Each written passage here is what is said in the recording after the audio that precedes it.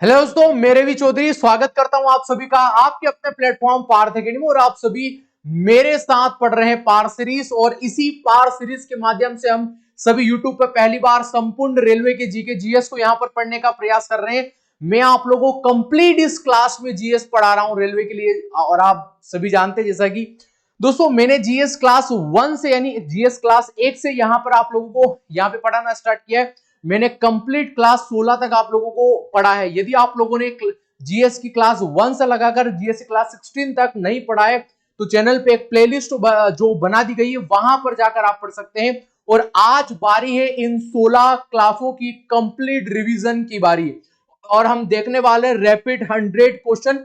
यदि आप लोगों के लिए क्लास बेहद फायदेमंद होगी यदि आप लोगों ने पिछली हमारी 16 क्लासों को पढ़ा होगा। चलिएगा बिगर किसी देरी से शुरुआत करेंगे आज की क्लास के पहले प्रश्न के साथ। और देखिएगा यहां पर हम लोगों को 100 रैपिड क्वेश्चन देखने को मिलेंगे। हो सकता है 100 से ज्यादा सवाल हो, या हो सकता है कि लगभग 150 से ज्यादा सवाल भी इस क्लास में देखने को मिल सकते हैं। चलिएगा बिगर किसी देरी से क्लास की शुरुआत करूंगा आज की क्लास के पहले प्रश्न के साथ में। और देखिएगा वन लाइनर सारे के सारे क्वेश्चन हमारी क्लास में होने वाले हैं। देखिएगा पहला प्रश्न जो आप लोगों को यहां पर देखने को मिलेगा कि नौहर सिंचाई परियोजना किस राज्य में है। पहला क्वेश्चन ही आप लोगों को जो यहां पर देखने को मिलेगा कि नौहर सिंचाई परियोजना किस राज्य में देखने को मिलेगी, तो जवाब क्या होगा? तो जवाब होगा हमें ये राजस्थान। कहां पर देखने को मिली? हमें राजस्थान में। और राजस्थान का एक हनुमानगढ़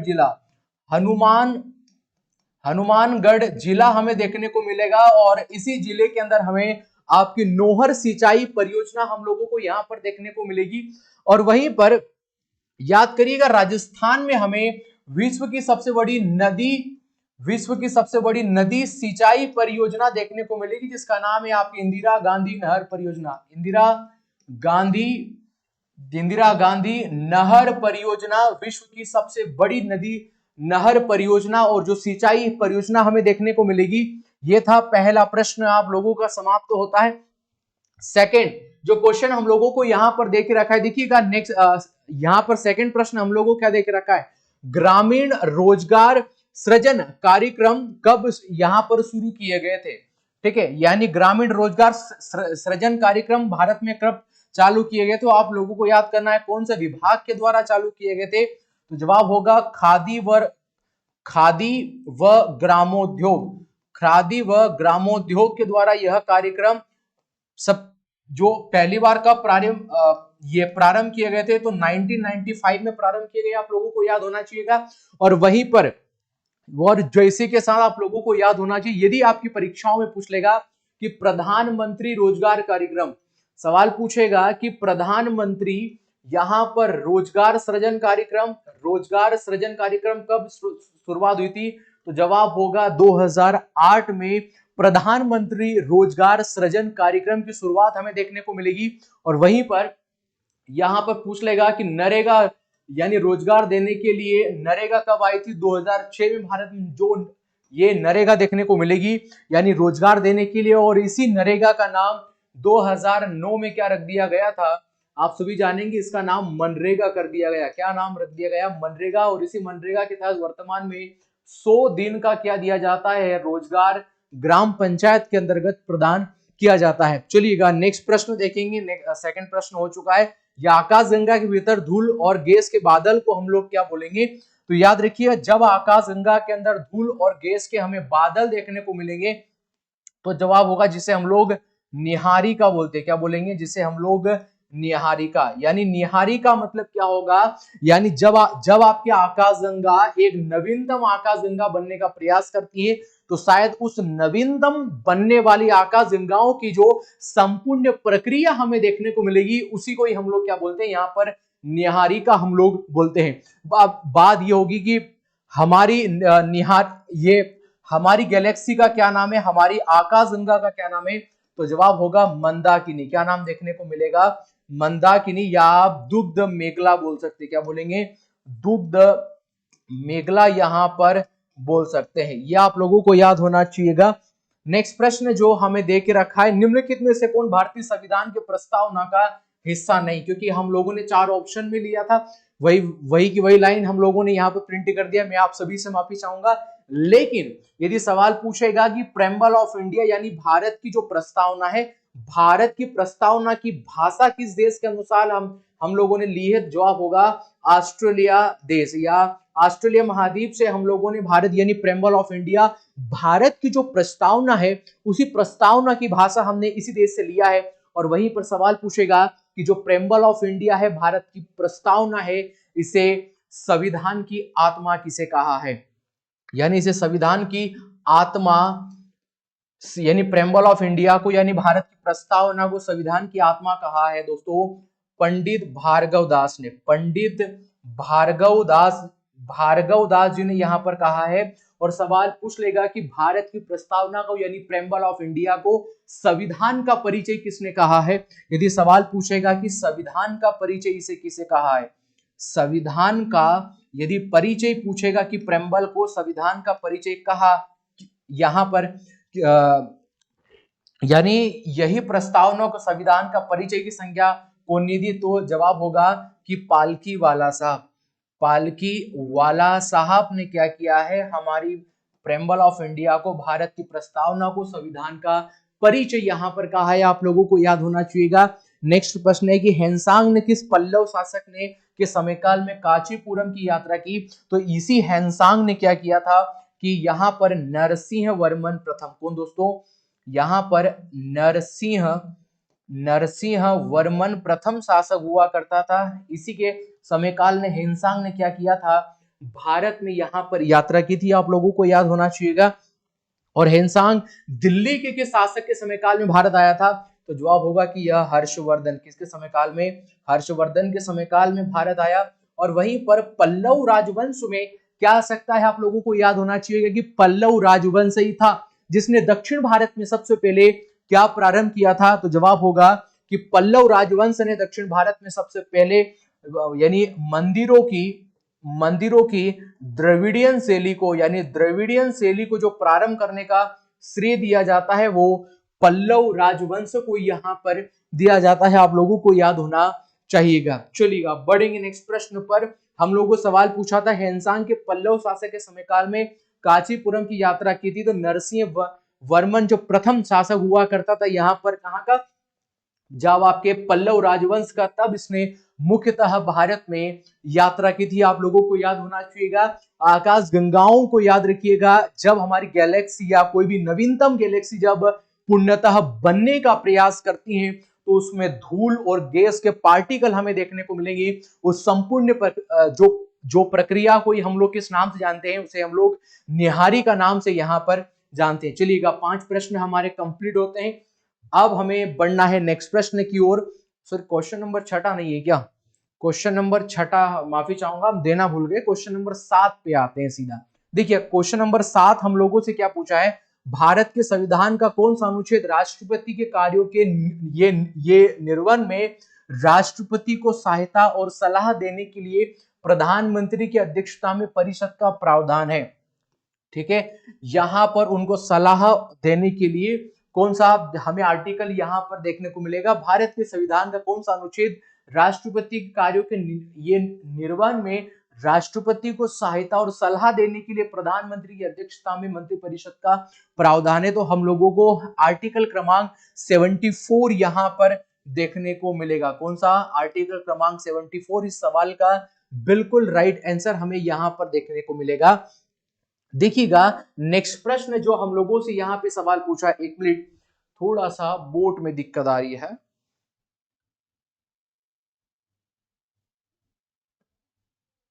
चलिएगा अब ठीक है। चलिए देखो नेक्स्ट प्रश्न हम लोगों से सवाल पूछा है कि यहाँ पर एक नाम दिया गया जिनका नाम है अनुपमा भागवत। अनुपमा भागवत किस वाग्यंत्र से यहां पर जुड़े हैं, आप लोगों से सवाल पूछा है। आप लोगों को सवाल यदि पूछेगा आपकी यहाँ पे अनुपमा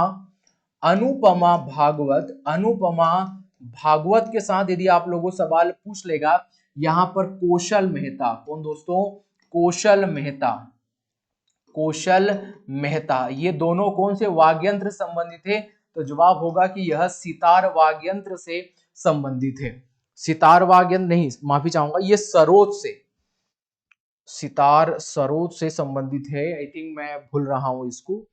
अनुपमा भागवत और कौशल मेहता, ये ठीक है, ये सितार से देख लीजिए, ये हमें सितार से मुख्यतः यहां पर देखने को मिलेगी। अभी याद आ गया, कंफर्मेशन के लिए बता दूंगा। नेक्स्ट प्रश्न हम लोगों को दे के रखा है कि कौन सी नहर प्रशांत महासागर को अटलांटिक महासागर से जोड़ती है। तो आप लोगों को सवाल पूछेगा कि आपके प्रशांत महासागर और आपके अटलांटिक महासागर को कौन सी नहर यहां पर जोड़ती है। तो जवाब होगा आपकी पनामा नहर। कौन सी नहर? पनामा नहर यहां पर जुड़ती है।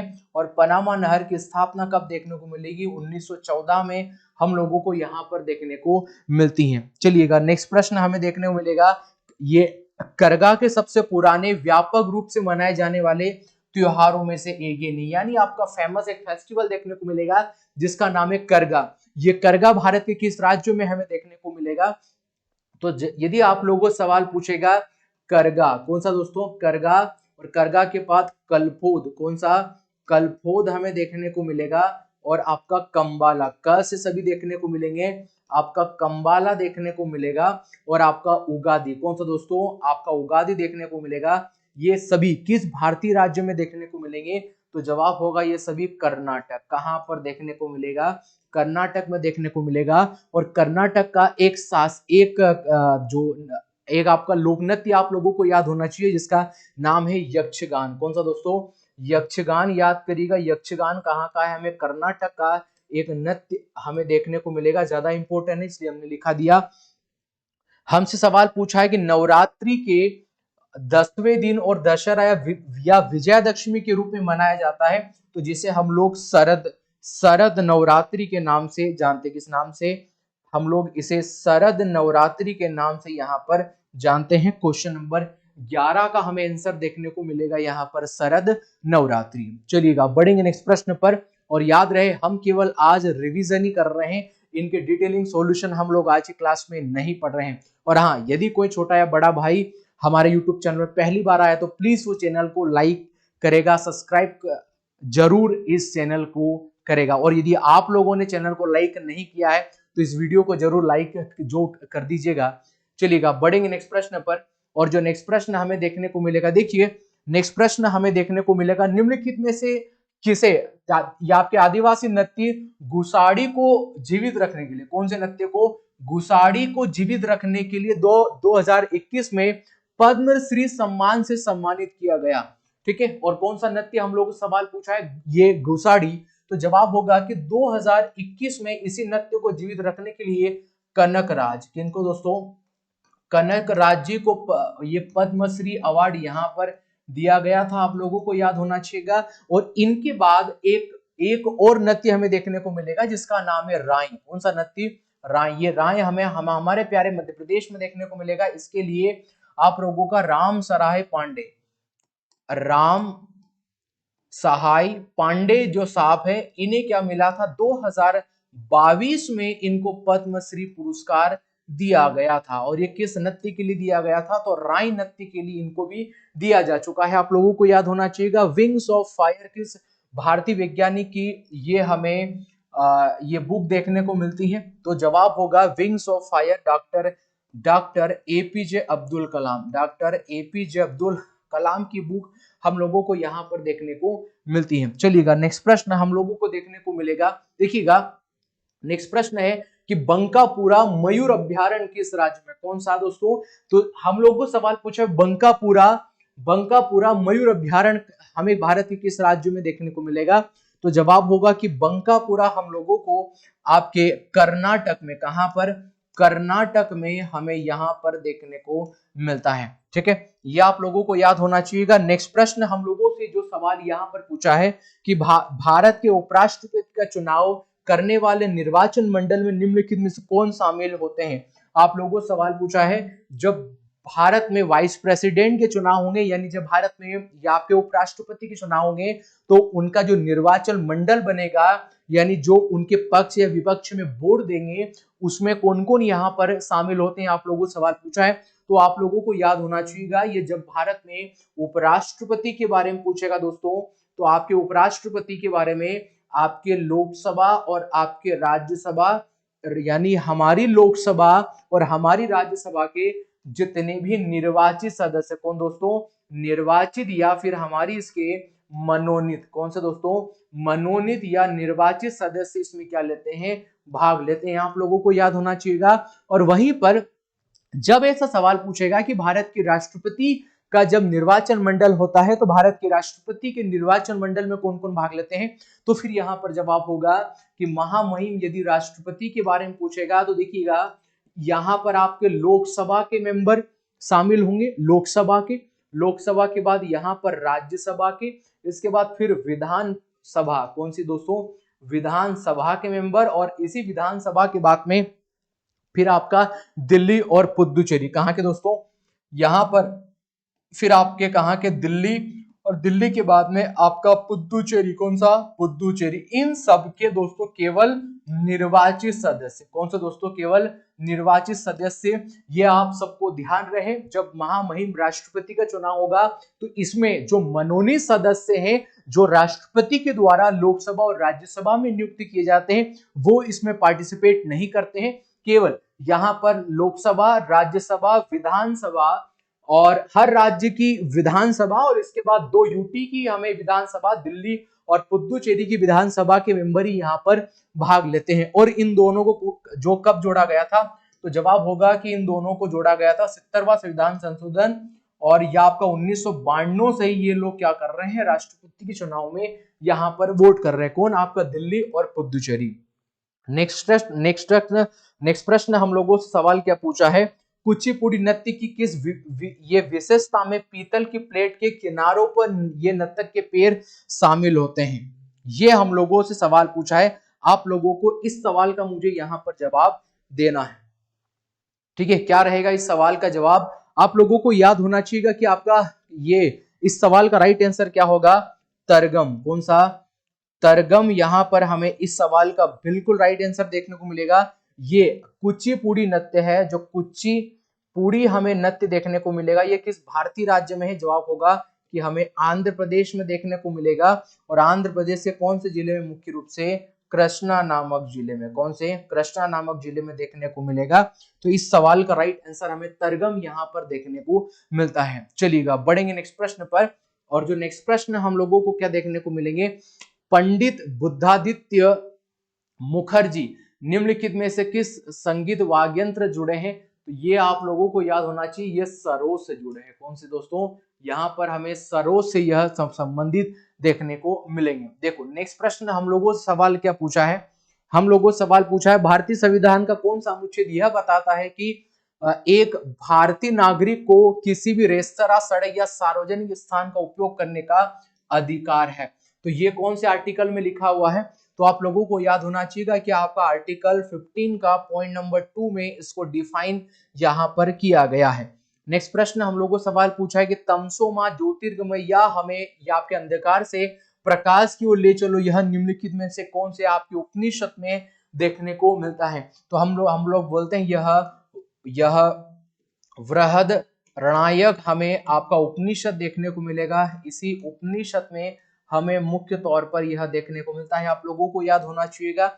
और वहीं पर दोस्तों मुंडक उपनिषद, कौन सा दोस्तों, मुंडक उपनिषद, और हमें मुंडक उपनिषद में क्या देखने को मिलेगा, तो जवाब होगा सत्यमेव जयते। क्या देखने को मिलेगा, सत्यमेव जयते, ध्येय वाक्य सत्यमेव जयते हमें यहाँ पर देखने को मिलता है। ये दोनों याद होना चाहिएगा।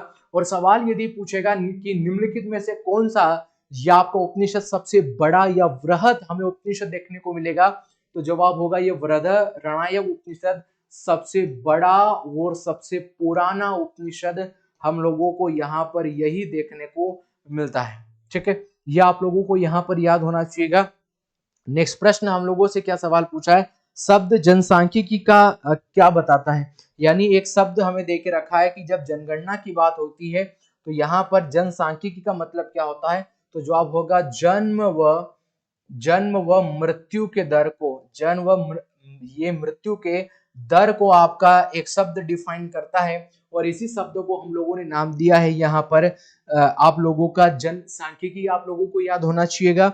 नेक्स्ट यानी क्वेश्चन नंबर 21 पर चलेंगे, निम्नलिखित में से कौन सा कौन सा अनुच्छेद यह गारंटी देता है क्या कि अपराध किए जाने के बाद या आपका अधिनियम कानूनों के आधार पर किसी व्यक्ति को दंडित नहीं किया जा सकता।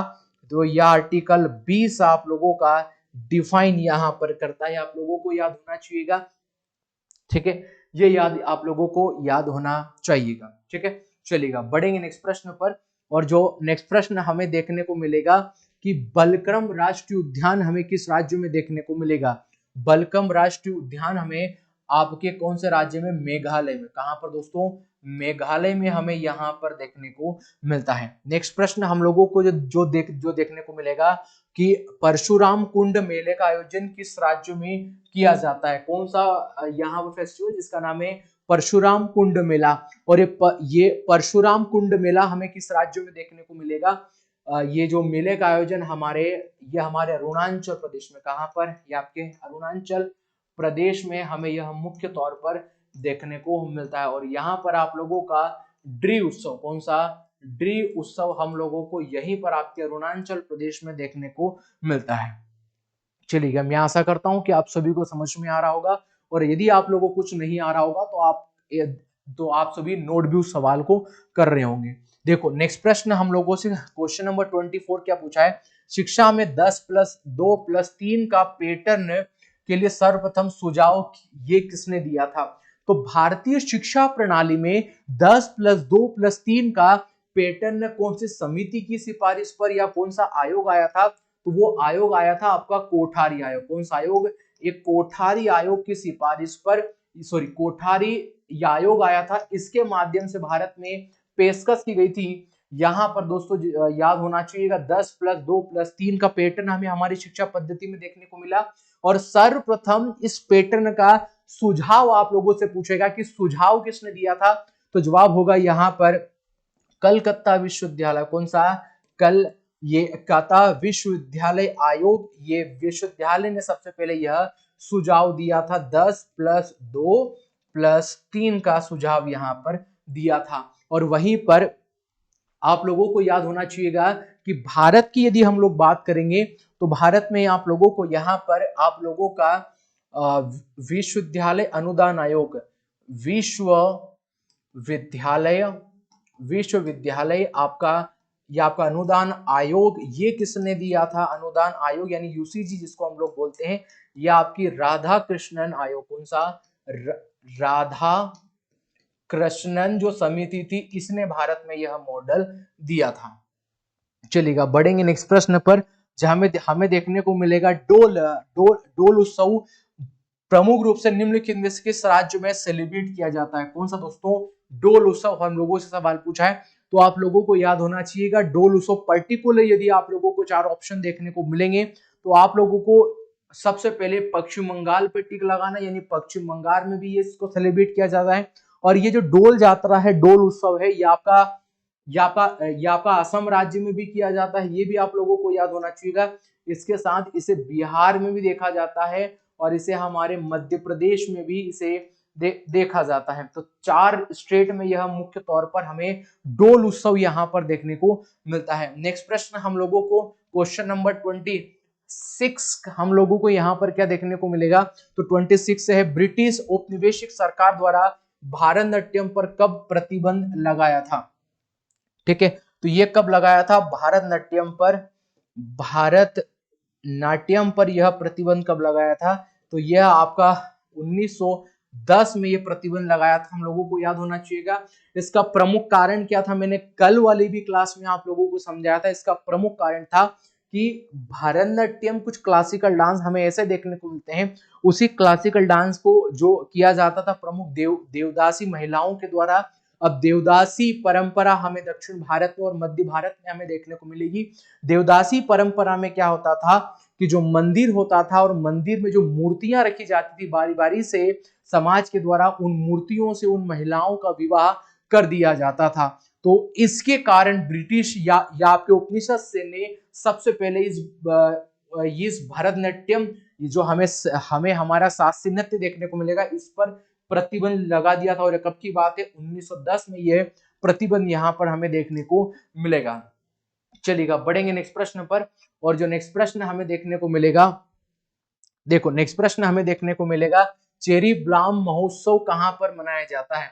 तो चेरी ब्लॉसम महोत्सव मुख्यतः हमें जापान में, कहां पर देखने को मिलेगा? जापान में हमें देखने को मिलेगा। और वहीं पर अब 5 और 10 रुपए के सिक्कों किसके माध्यम या ये किससे मनाए जाते हैं? तो याद होना चाहिएगा कि फेरिटिक या आपके स्टील के माध्यम से आज वर्तमान में क्या बनाए जाते हैं?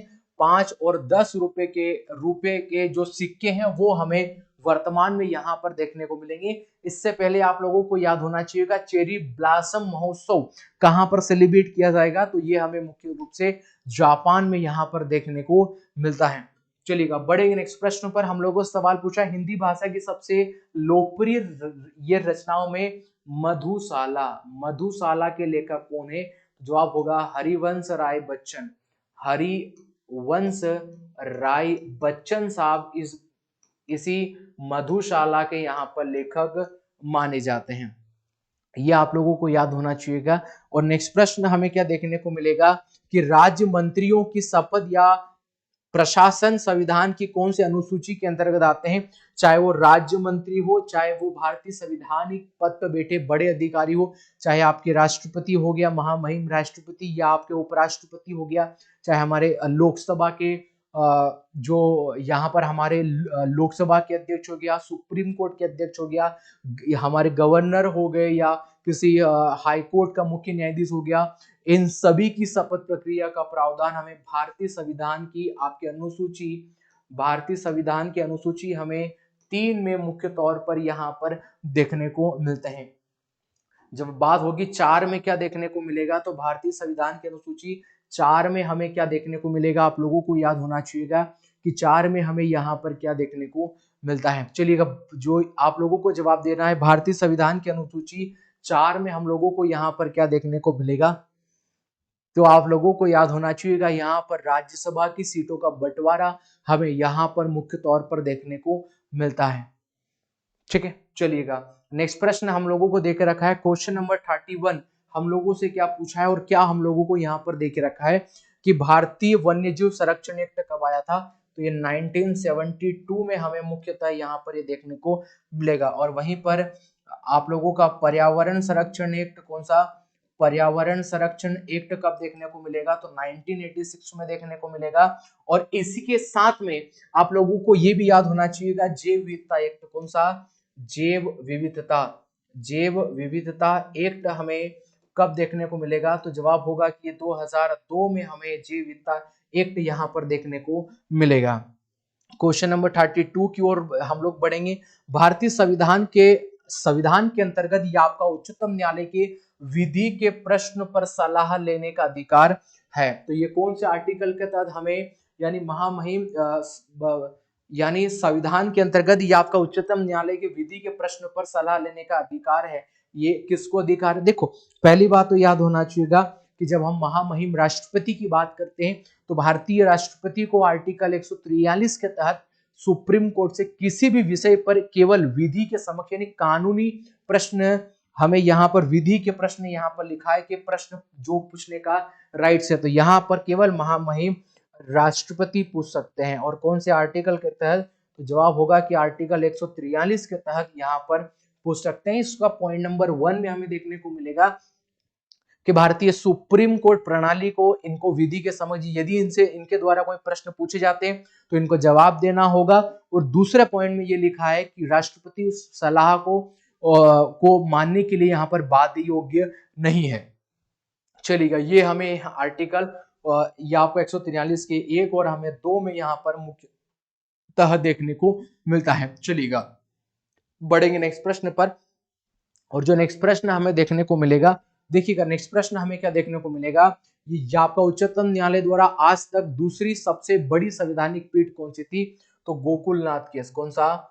गोकुलनाथ जो केस था ये हमें आप लोगों का देखने को मिलेगा। इसमें 11 लोगों की जज बैठी थी। और वहीं पर जो आपका केशवानंद बनाम जो आपका केरल सरकार का केस था, अभी तक इसमें सर्वाधिक 13 जजों की बेंच बैठी थी। और जब भारत में राम मंदिर पर जब चर्चा चल रही थी, इसमें 5 जजों की बेंच हमें देखने को मिलती हैं। देखो नेक्स्ट प्रश्न हमें देखने को मिलेगा, भारतीय संविधान में आपकी अवशिष्ट शक्तियां किसमें निहित है? तो अवशिष्ट देखो 3 प्रकार की शक्तियां देखने को मिलेगी, या भारतीय संविधान की अनुसूची 7वीं अनुसूची में जब हम लोग बात करेंगे 7वीं अनुसूची, तो 7वीं अनुसूची में आप सभी याद रखेंगे हमें प्रमुख रूप से शक्तियों का बंटवारा देखने को मिलेगा। कहां पर? शक्तियों का बंटवारा हमें देखने को मिलेगा। और ये जो शक्तियों का बंटवारा जो हमें यहाँ पर देखने को मिलेगा, इसमें 3 प्रकार की चीजें हमें देखने को मिलेगा। और क्या क्या देखने को मिलेगा?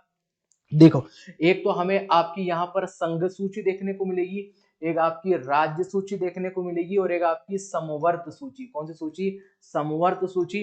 यानी संघ सूची पर कानून केवल केंद्र सरकार बनाती है, केवल केंद्र सरकार संघ सूची पर कानून बनाती है। और वहीं पर राज्य सरकार जो होंगी, जो आपकी स्टेट गवर्नमेंट होगी, वो आपकी राज्य सूची पर कानून यहाँ पर बनाती है। लेकिन यदि कुछ विषय छूट गए थे तो हमने समवर्त सूची में शामिल कर लिए। यानी समवर्त सूची पर आपस में केंद्र व राज्य दोनों आपस मिलकर क्या बनाते हैं? यहाँ पर कानून बनाते हैं। लेकिन यदि समवर्त सूची में किसी प्रकार का भी डिस्प्यूट खड़ा होता है, किसी प्रकार का विवाद यदि या आप लोगों का उत्पन्न होता है, तो केंद्र सरकार का कानून क्या रखना पड़ेगा? मान्य होगा। देखिए, इस पॉसिबिलिटी में जो राज्य सरकार का कानून है, राज्य सरकार का कानून मान्य नहीं होगा, बल्कि केंद्र सरकार का कानून यहाँ पर हमें मान्य होगा। मतलब जो भी उस समय समिति बैठेगी उसमें केंद्र सरकार का कानून यहाँ पर मान्य होगा यदि किसी प्रकार का डिस्प्यूट खड़ा होता है।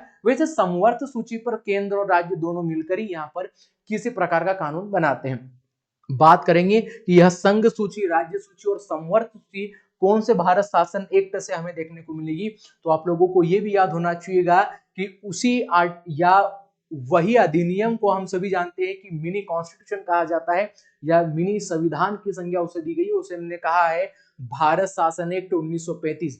भारत शासन एक्ट 1935 जब बात करेंगे भारत शासन एक्ट, और भारत शासन एक्ट या आपका 1935 हमें देखने को मिलेगा। इसी में सबसे पहले हमें संघ सूची, राज्य सूची और समवर्त सूची देखने को मिलती है। और आप सभी को इस सवाल का जवाब देना है कि जब हमें मूल संविधान बन रहा था, जब भारत शासन एक्ट 1935 के तहत संघ सूची, राज्य सूची और समवर्त सूची भारत में इंट्रोड्यूस की गई थी, इन तीनों सूचियों में उस समय जब भारतीय संविधान हमें, या 26 जनवरी आप सभी जानेंगे कि जब हमें पूर्णतः भारतीय संविधान लागू होने को देखने को मिला, उससे पहले इन तीनों में क्या क्या सब्जेक्ट हुआ करते थे। आप सभी को इस सवाल का जवाब कमेंट बॉक्स में मुझे यहां पर देना है।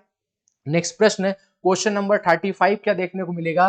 राज्य में दूसरे सदन की स्थापना व उसे रद्द करने का निम्नलिखित में से प्रक्रिया है। तो देखो, राज्य में जब दूसरे सदन की बात होगी तो दूसरा सदन हमेशा विधान परिषद होता है। कौन सा होता है? विधान परिषद हमें यहाँ पर देखने को मिलेगा।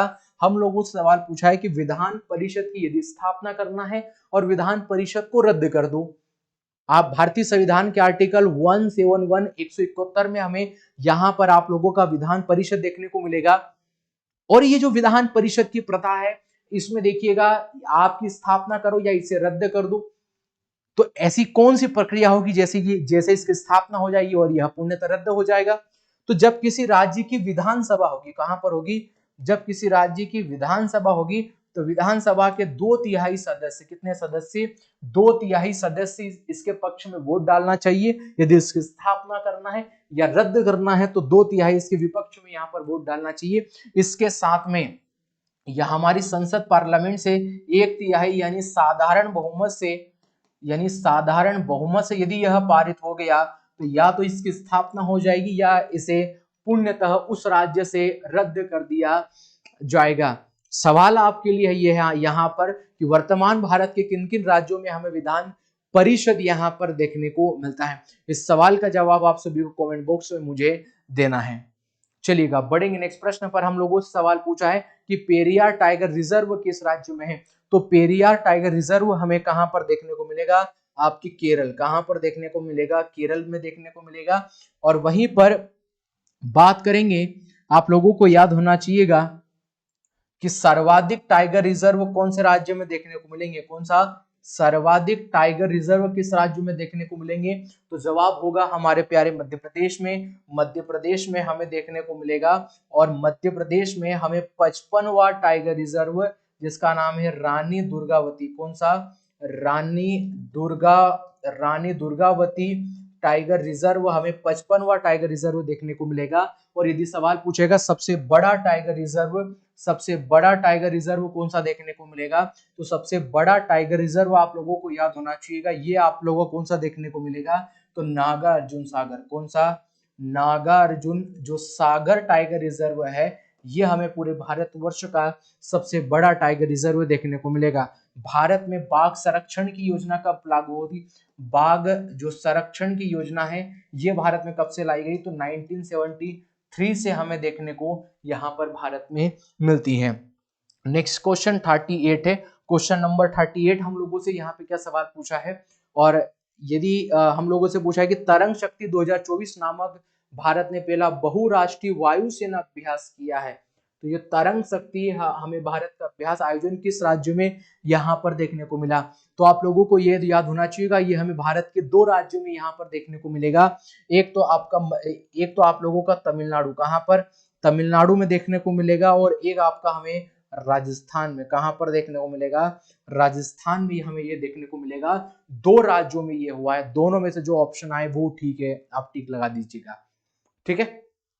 चलो नेक्स्ट प्रश्न पर बढ़ेंगे। क्वेश्चन नंबर 39 आ गया, कौन सा आया था 38, और 38 के बाद हमारे पास में 39 आ गया, ठीक है। और क्वेश्चन हमें पूछा है कि भारतीय संविधान कौन से अनुच्छेद का उद्देश्य भारत के संपूर्ण क्षेत्र पर नागरिकों के लिए समान नागरिक संहिता को सुनिश्चित करना है, तो हमें डीपीएसपी का आर्टिकल, आप लोगों का आर्टिकल 44 यहाँ पर देखने को मिलेगा।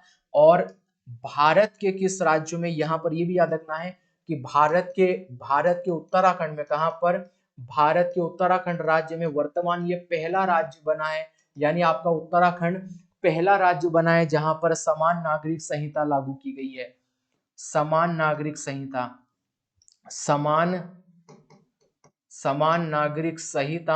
सबसे पहले कहां पर लागू की गई है, सबसे पहले आपके उत्तराखंड राज्य में यह यहाँ पर लागू की गई है। आप लोगों को याद होना चाहिएगा भारतीय संविधान का कौन सा अनुच्छेद 123 निम्नलिखित में से किसे अध्यादेश जारी करने की शक्ति प्रदान करता है। आप लोगों को याद होना चाहिए जब भारत में जब लोकसभा भंग पड़ी हो या किसी प्रकार के विशेष या आपके अधिनियम या किसी प्रकार के विशेष कानून की आवश्यकता भारत में यदि पड़ती है तो महामहिम राष्ट्रपति को आर्टिकल 123 के तहत आपके अध्यादेश जारी करने की शक्ति होती है, या आपके अध्यादेश जारी करने की शक्ति केवल भारत में होगी, तो महामहिम राष्ट्रपति को यहाँ पर देखने को मिलेगी। सर इसका समयकाल रहेगा कब तक, तो 6 माह और 42 दिनों तक इसका समय काल देखने को मिलेगा।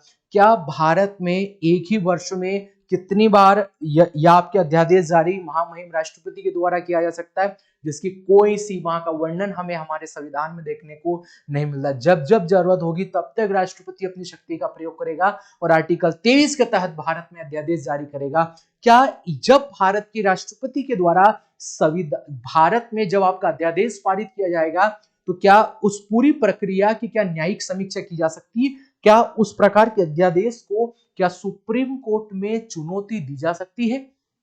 बताइए, क्या चुनौती हम लोग देंगे कि महामहिम राष्ट्रपति के द्वारा अध्यादेश जारी किया गया है भारत में जरूरत पड़ने पर, और क्या उस वाले अधिनियम को या वो वाले अध्यादेश को क्या हम यहाँ पर आपके सुप्रीम कोर्ट में या आपकी चुनौती दे रहे हैं?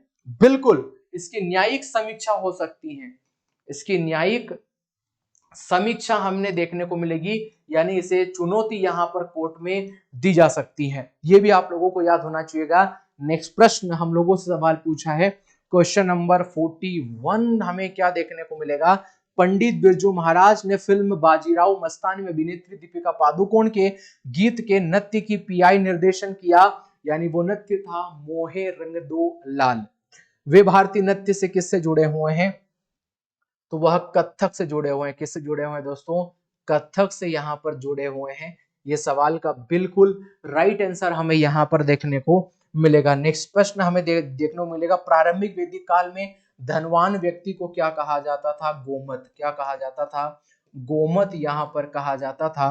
क्वेश्चन नंबर 52 का राइट आंसर हमें यहाँ पर देखने को मिलेगा। बड़े नेक्स्ट प्रश्न पर चलिएगा। यानी 42 सवाल हम लोग रिवीजन के तौर पर यहाँ पर देख चुके हैं। मैं आशा करता हूं कि आप सभी को समझ में भी आ रहा होगा और बहुत अच्छे तरीके से आप लोगों का रिवीजन भी हो रहा होगा। यानी देखो, आप लोगों को रिवीजन कब अच्छा लगता है? जब आप पिछली क्लासों को पढ़ ले, या पिछली क्लास यदि आप लोगों ने पढ़ी होगी तो आज आपको लग रहा होगा नहीं यार, हमें कुछ न कुछ जीएस में भी यहाँ पर आता है। ठीक है, इसीलिए हम लोग कहते हैं कंटिन्यूसली डेली पढ़ना जरूरी है। क्वेश्चन नंबर 43 हमें क्या देखने को मिलेगा? क्वेश्चन नंबर 43 हमें देखने को मिलेगा, मुख्यमंत्री की अनुपस्थिति में केंद्र शासित प्रदेशों का प्रभारी निम्नलिखित में से कौन रहता है? यानी जब मुख्यमंत्री नहीं होगा तो मुख्यमंत्री की अनुपस्थिति में या आपके केंद्र शासित ये प्रदेशों का प्रभारी कौन होता है? तो उपराज्यपाल। कौन होता है दोस्तों? उपराज्यपाल यहाँ पर देखने को हम लोगों को मिलता है। और हमें कौन कौन से यूटी में? आपका जम्मू एंड के में, JNK में हमें देखने को मिलेगा आपका पुदुचेरी। कहां पर दोस्तों? पुदुचेरी में हमें उपराज्यपाल देखने को मिलेगा। फिर हमें पुदुचेरी के बाद में आपका दिल्ली, कौन सा दोस्तों? दिल्ली में देखने को मिलेगा। और वहीं पर आपके अंडमान निकोबार, कहां पर? अंडमान व निकोबार में हमें यह देखने को मिलता है। ठीक है, इतना आप लोगों को यहाँ पर याद होना चाहिएगा। देखो नेक्स्ट प्रश्न हमें देखने को मिलेगा, क्वेश्चन नंबर 44। यह आपका असीविनी यानी आस्कनी जो सप्त सिंधु का एक भाग थी, वर्तमान में उसे किस नाम से जाना जाता है? यानी हमें सिंधु नदी तंत्र मैंने आप लोगों को पढ़ाया था, उसमें एक रिवर देखने को मिली थी जिसका नाम था चिनाब। क्या नाम देखने को मिलेगा? चिनाब। चिनाब का नाम पहले सप्त सिंधु में आस्कनी यहाँ पर हुआ करता था। तो यही हम लोगों से यहाँ पे सवाल पूछा है। कुछ प्रमुख रिवर हमें, जैसे हमें गंडक देखने को मिली थी, तो गंडक का नाम हमें क्या देखने को मिला था? सदा नीरा। क्या नाम देखने को मिला था? सदा नीरा यहाँ पर देखने को मिला था। रावी का नाम हमें हमें आपका सप्त ये सिंधु में पुरुषणी, कौन सा देखने को मिला था? पुरुषणी यहाँ पर देखने को मिला था। और वहीं पर व्यास नदी का विपाशा, व्यास नदी का विपाशा हमें यहाँ पर देखने को मिल रहा था। चलेगा, क्वेश्चन नंबर 45 पर बढ़ेंगे। और क्वेश्चन नंबर 45 आप लोगों को यहाँ पर क्या देखने को मिलेगा? यह आपकी औद्योगिक नीति 1956 की अनुसूची ए में कितने उद्योगों को सूचीबद्ध किया गया है? यानी कितने उद्योगों को सूचीबद्ध किया गया है? तो 17 उद्योगों को सूचीबद्ध यहाँ पर किया गया है। निम्नलिखित में कौन से देश की सीमा भारत के साथ नहीं जुड़ी है? तो जब आपके ऑप्शन हमें देखने को मिलेगा तब हमें यहाँ पर देखने को मिलेगी। ठीक है, तो देखो हम लोग पाकिस्तान के साथ सीमा साझा करते हैं। किसके साथ? पाकिस्तान के साथ। हम लोग भूटान के साथ, सॉरी भूटान लिख लो। हम लोग नेपाल के साथ सीमा साझा करते हैं। हम लोग अफगानिस्तान के साथ, किसके साथ? अफगानिस्तान के साथ बॉर्डर साझा करते हैं। इसके बाद में हम लोग बांग्लादेश के साथ, किसके साथ? बांग्लादेश के साथ सीमा साझा करते हैं। इसके बाद हम लोग आपके म्यांमार के साथ, किसके साथ? म्यांमार के साथ सीमा साझा करते हैं। तो हम लोग पाकिस्तान के बाद ये आपका अफगानिस्तान, फिर एक छूट गया हमारे पास में चीन के साथ हम लोग सीमा साझा करते हैं। सवाल पूछेगा भारत सर्वाधिक सीमा कौन से देश से करेगा? तो 4096 किलोमीटर यह बांग्लादेश के साथ सीमा साझा करता है। यह आप लोगों को याद होना चाहिएगा। और सबसे कम हमें आपके अफगानिस्तान के साथ 108 आपका किलोमीटर सीमा को हम लोग साझा अफगानिस्तान के साथ करते हैं। चलिएगा, नेक्स्ट प्रश्न हमें सवाल पूछा है, क्वेश्चन नंबर 47। झारखंड का पाइका नृत्य और आमतौर पर जनजाति द्वारा विशेष सम्मानित या आपके अतिथियों के स्वागत के लिए धार्मिक जुलूस शोभा यात्रा के दौरान किया जाता है। तो आरव जनजाति, कौन सी जनजाति? आरव जनजाति के द्वारा यह नृत्य मुख्यतः हमें देखने को मिलता है। कौन सी जनजाति? आरव जनजाति मुख्य के द्वारा हमें यह कौन सा आप लोगों का पाइका नृत्य, देखो पाइका नृत्य ये मुख्यतः झारखंड का होगा। तो झारखंड का हमें एक आप लोगों का पाइका याद कर लो। झारखंड का सोहराई याद कर लो। कौन सा? सोहराई। फगुआ याद कर लो, फगुआ यहाँ का है। इसके बाद जीतिया यहाँ का कर लो। कौन सा? जितिया कर लो, ये सभी आपके झारखंड के हमें यहाँ पर आपके नृत्य देखने को मिलते हैं। तो ये आपके उत्सव हमें यहाँ पर देखने को मिलते हैं। ठीक है, नृत्य देखने को मिलेगी, ये सभी हमें नृत्य देखने को यहाँ पर मिलते हैं। चलिएगा बढ़ेंगे नेक्स्ट प्रश्न पर। चलिएगा देखो क्वेश्चन नंबर 47 के बाद हमें यहाँ पर क्या देखने को मिलेगा, तो क्वेश्चन नंबर 47 के बाद क्वेश्चन नंबर 48। ठीक है, तो यहाँ पर निम्नलिखित में से किस महोत्सव को, तो ये रायचूर का जो कि कहां पर होता है, हमें आपके पंजाब में देखने को मिलेगा, उसी को हम लोग ग्रामीण ओलंपिक कहते हैं। ग्रामीण ओलंपिक के नाम से कहते हैं। इसकी स्थापना कब देखने को मिली थी, 1933 में इसकी स्थापना देखने को मिलेगी। ठीक है, क्वेश्चन नंबर 49 क्या देख रहे हो, निम्नलिखित में से केरल का पारंपरिक रंगमंच कौन सा है जहां 8 दिनों में 8 प्रकार के प्रदर्शन किए जाते हैं, तो यहाँ पर केलिया अट्टनम जो है, इसमें आपका 8 दिन में 8 प्रकार के नाटक यहाँ पर किए जाते हैं। हमें कहां पर देखने को मिलेगा, आपके केरल में हमें यहाँ पर मुख्यतः यह देखने को मिलता है। वर्ल्ड वाइड वेब का आविष्कार किस वर्ष देखने को मिलेगा, तो 1989 में मुख्यतः हमें यहाँ पर देखने को मिलता है। और वहीं पर विश्व की प्रमुख साइटें के यानी उनके स्थापना वर्ष आप सभी को यहाँ पर याद होना चाहिए। जिस प्रकार से सवाल पूछेगा कि माइक्रोसॉफ्ट, कौन सा माइक्रोसॉफ्ट की स्थापना कब हुई थी, तो 1975 में देखने को मिली थी। फिर आपके एप्पल की स्थापना कब देखने को मिली, तो 1976 में। फिर डब्ल्यू यानी वर्ल्ड वाइड वेब की स्थापना तो 1989 में। फिर आपके अमेजन की स्थापना, अमेजन या आपके अमेजन की स्थापना 1994 में हमें देखने को मिली थी। और वहीं पर सवाल पूछेगा गूगल की स्थापना हमें कब देखने को मिली थी, तो गूगल की स्थापना आप लोगों के 1998 में देखने को मिली। और वहीं पर आप लोगों का फेसबुक की स्थापना तो 2004 में। और वहीं पर फेसबुक के बाद यूट्यूब की स्थापना तो 2005 में हमें मुख्यतः देखने को मिलती है। आप लोगों को याद होना चाहिएगा राष्ट्रीय हथकरघा दिवस कब सेलिब्रेट किया जाता है, तो ये आपका 7 अगस्त के दिन। कब, कौन से अगस्त को, 7 अगस्त के दिन। और 7 ही अगस्त के दिन हम सभी जानेंगे कि इस बार हमें 7 अगस्त के दिन भाला फेंक दिवस, कौन सा दोस्तों, भाला फेंक दिवस, ये भाला फेंक दिवस यहाँ पर सेलिब्रेट किया जाता है। ये भी आप लोगों को यहाँ पर याद होना चाहिएगा। ठीक है, देखो नेक्स्ट प्रश्न हमें देखने को मिलेगा कि भारतीय राष्ट्रीय सुरक्षा सलाहकार का पद किस वर्ष सृजित किया था, यानी वर्तमान में जो हमें राष्ट्रीय सुरक्षा सलाहकार के प्रमुख कौन देखने को मिलेंगे, तो यहाँ पर आप लोगों का जवाब होगा कि हमें ये आपके अजीत डोभाल कौन देखने को मिलेंगे, अजीत डोभाल यहाँ पर देखने को मिलेंगे।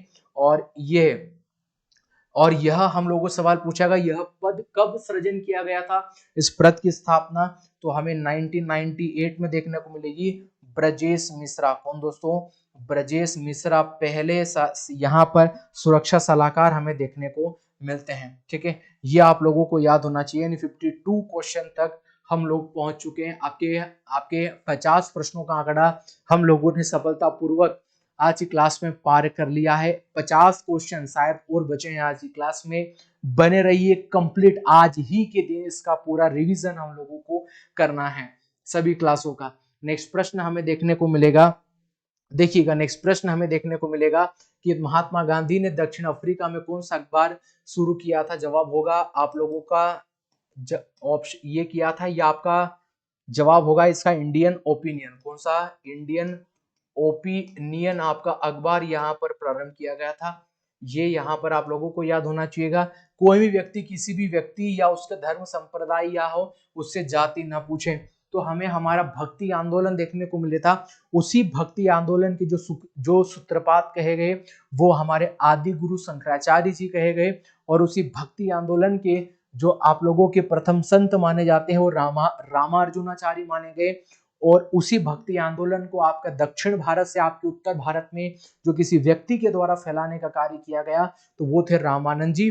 और रामानंद जी ने कहा था कि कोई भी व्यक्ति या व्यक्ति विशेष उसका धर्म संप्रदाय या जाति ना पूछो। यह जो दिया था यह रामानंद जी के द्वारा कही गई बात थी।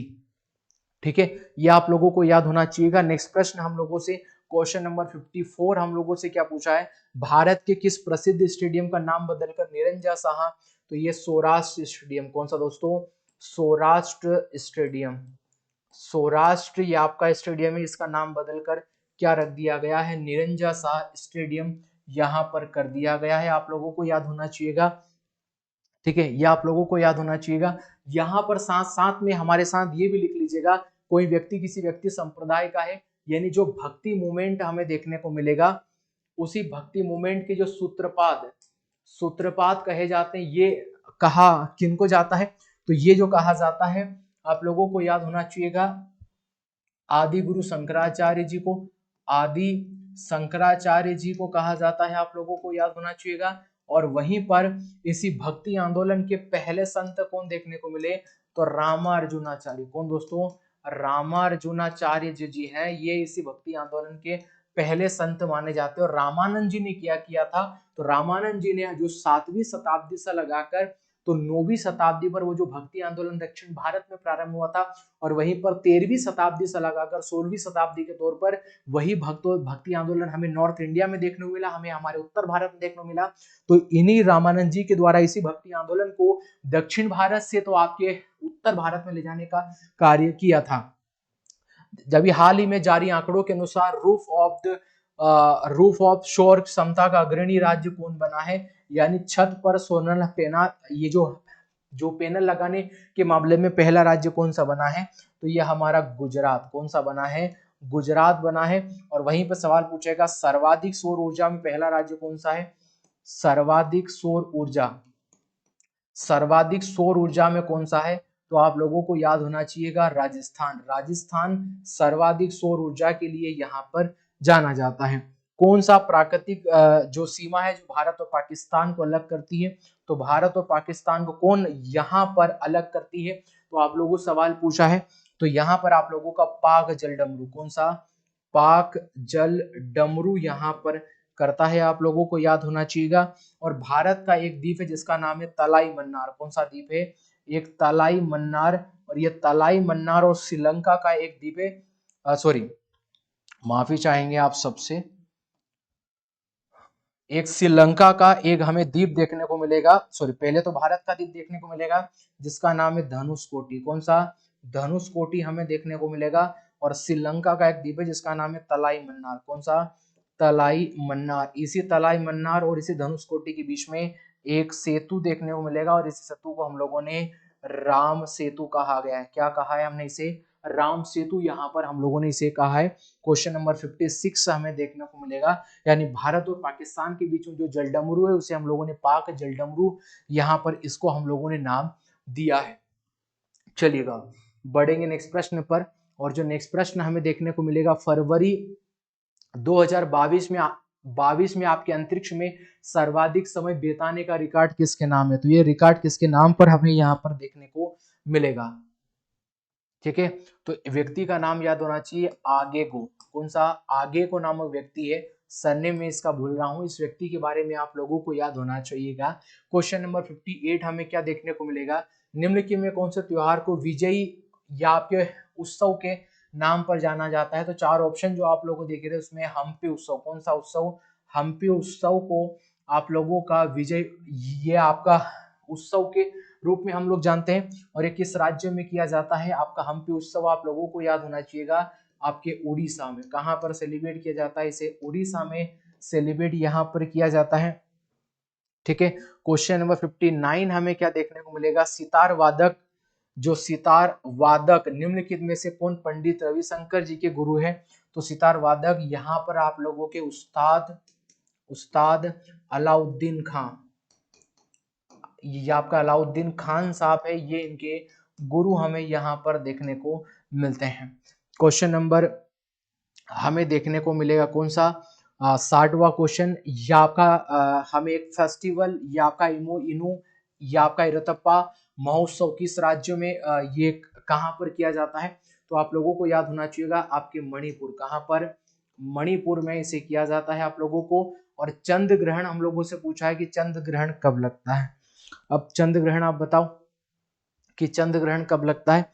देख लीजिएगा, ये हमारे पास में सूर्य है और ये जो सूर्य है और यहाँ पर हमें आपकी पृथ्वी देखने को मिलेगी। उसी पृथ्वी और सूर्य के बीच में हमें कौन सॉरी यही ये यहाँ पर आप लोगों को हमें हमारा चंद्रमा चंद्रमा और बीच में क्या आ जाते हैं, इनके बीच में पृथ्वी हमें यहाँ पर देखने को मिलेगी।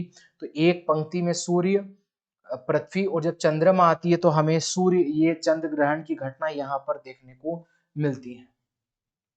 ठीक है। और वहीं पर यदि सवाल पूछेगा कि सूर्य ग्रहण कब होता है, सूर्य ग्रहण तो यही सूर्य होगा। और ये जब सूर्य हमें देखने को मिलेगा, इसी सूर्य और यहाँ पर हमें प्यारी पृथ्वी देखने को मिलेगी।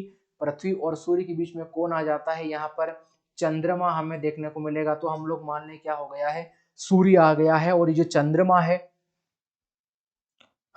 ये जो चंद्रमा है, चंद्रमा आप लोगों को क्या करेगा, आप लोगों को याद होना चाहिएगा कि चंद्रमा आपके सूर्य के प्रकाश मंडल वाला हिस्सा, जो प्रकाश मंडल का हिस्सा है उसे छिपा लेता है। इसी कारण हमें सूर्य ग्रहण की यहाँ पर परिस्थिति हम लोगों को यहाँ पर देखने को मिलती है।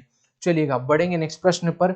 और जो नेक्स्ट प्रश्न हम लोगों को क्या देखने को मिलेगा, तो जो नेक्स्ट प्रश्न है, निम्नलिखित में से कौन ये कर्नाटक संगीत की त्रिमूर्ति के नाम से फेमस है। यानी कर्नाटक संगीत की त्रिमूर्ति के नाम से कौन जाना जाता है, आप लोगों से सवाल पूछा है।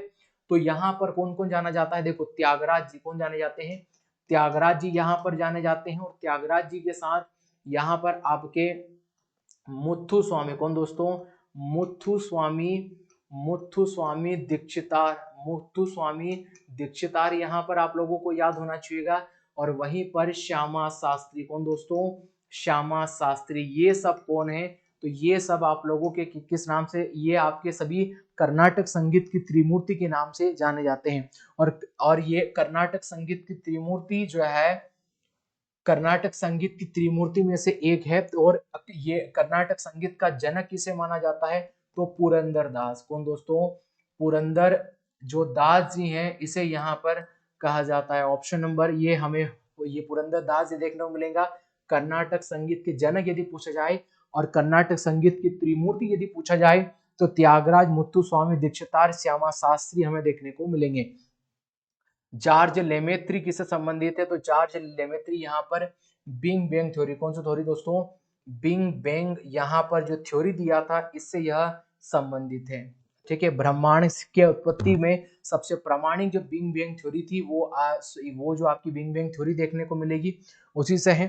कौन सा उपन्यास ये आपका अंतरराष्ट्रीय बुकर पुरस्कारों में चयनित होने वाला पहला हिंदी का उपन्यास है, तो टॉम ऑफ सेंड, कौन है दोस्तों, टॉम ऑफ सेंड है। यहाँ पर टॉम ऑफ सेंड देखने को मिला, जिसे हम लोगों ने रेत समाधि का नाम दिया था। क्या कहा था, जिसे हम लोगों ने रेत समाधि, यहाँ पर हम लोगों ने इसे नाम यहाँ पर दिया था, ये देखने को मिलेगा। नेक्स्ट प्रश्न हमें देखने को मिलेगा, हाल ही में फीफा द्वारा पुरुष वर्ग में सर्वश्रेष्ठ फुटबॉल खिलाड़ी 2023 का पुरस्कार किसे दिया गया है, तो 2023 का ये जो आप लोगों का पुरस्कार है ये किसे दिया गया है, तो ये 66 का प्रश्न का आंसर क्या देखने को मिलेगा, तो ये किसे दिया गया है, तो ये लियोन मेसी, किसको दिया गया है, लियोन मेसी को यहाँ पर दिया गया है। आप लोगों को इतना यहाँ पर याद होना चाहिए था। ठीक है। चलिएगा बढ़ेंगे नेक्स्ट प्रश्न पर। और एक क्वेश्चन छूट गया है, यहाँ पर हम लोगों को देखने को मिला गणित की पुस्तक लीलावती के लेखक कौन है, तो यहाँ पर भास्कर द्वितीय, कौन है दोस्तों, भास्कर द्वितीय हमें यहाँ पर देखने को मिलते हैं। ये क्या है, ये आपके लीलावती के लेखक हमें यहाँ पर देखने को मिलते हैं। चलिएगा बढ़ेंगे नेक्स्ट प्रश्न पर। और जो नेक्स्ट प्रश्न हमें क्या देखने को मिलेगा, सीवी रमन को रमन प्रभाव की खोज के लिए किस वर्ष नोबेल पुरस्कार से सम्मानित किया गया। ये भारत के पहले व्यक्ति थे जिन्हें नोबेल पुरस्कार के भौतिक के क्षेत्र में, कौन से क्षेत्र में दोस्तों, भौतिक क्षेत्र में इन्हें कब मिला था, ये आप लोगों का 1930 में हमें यह देखने को मिला। और आपका 1913 में साहित्य के क्षेत्र में गीतांजलि के लिए, कौन थे दोस्तों, गीतांजलि के लिए यहाँ पर रविन्द्रनाथ टैगोर, किनको दोस्तों, रविंद्रनाथ टैगोर को यहाँ पर दिया गया, ये आप लोगों को याद होना चाहिएगा। और 2014 में किसे नोबेल पुरस्कार मिला था भारत के, तो कैलाश सत्यार्थी। कौन दोस्तों, कैलाश सत्यार्थी को यहाँ पर दिया गया था। और कैलाश सत्यार्थी के साथ पाकिस्तान की एक महिला जिनका नाम है मलाला मलाला यूसुफजई, इनको भी दिया गया था। और कैलाश सत्यार्थी के एक मुख्य मूवमेंट चलाया था बचपन बचाओ। कौन सा, बचपन बचाओ, इन लोगों के द्वारा आंदोलन चला, मुख्य रूप से इसके लिए इनको यहाँ पर ये दिया गया है। परिसीमन आयोग का संबंध निम्नलिखित में से किससे है, तो मुख्य रूप से मैंने आप लोगों से कहा था कि परिसीमन आयोग का जो निर्माण है, जब उसकी स्थापना कब कब यहाँ पर की जा सकती है, तो आप लोगों को याद होना चाहिए। एक मिनट सर, कुछ दिक्कत आ रही है।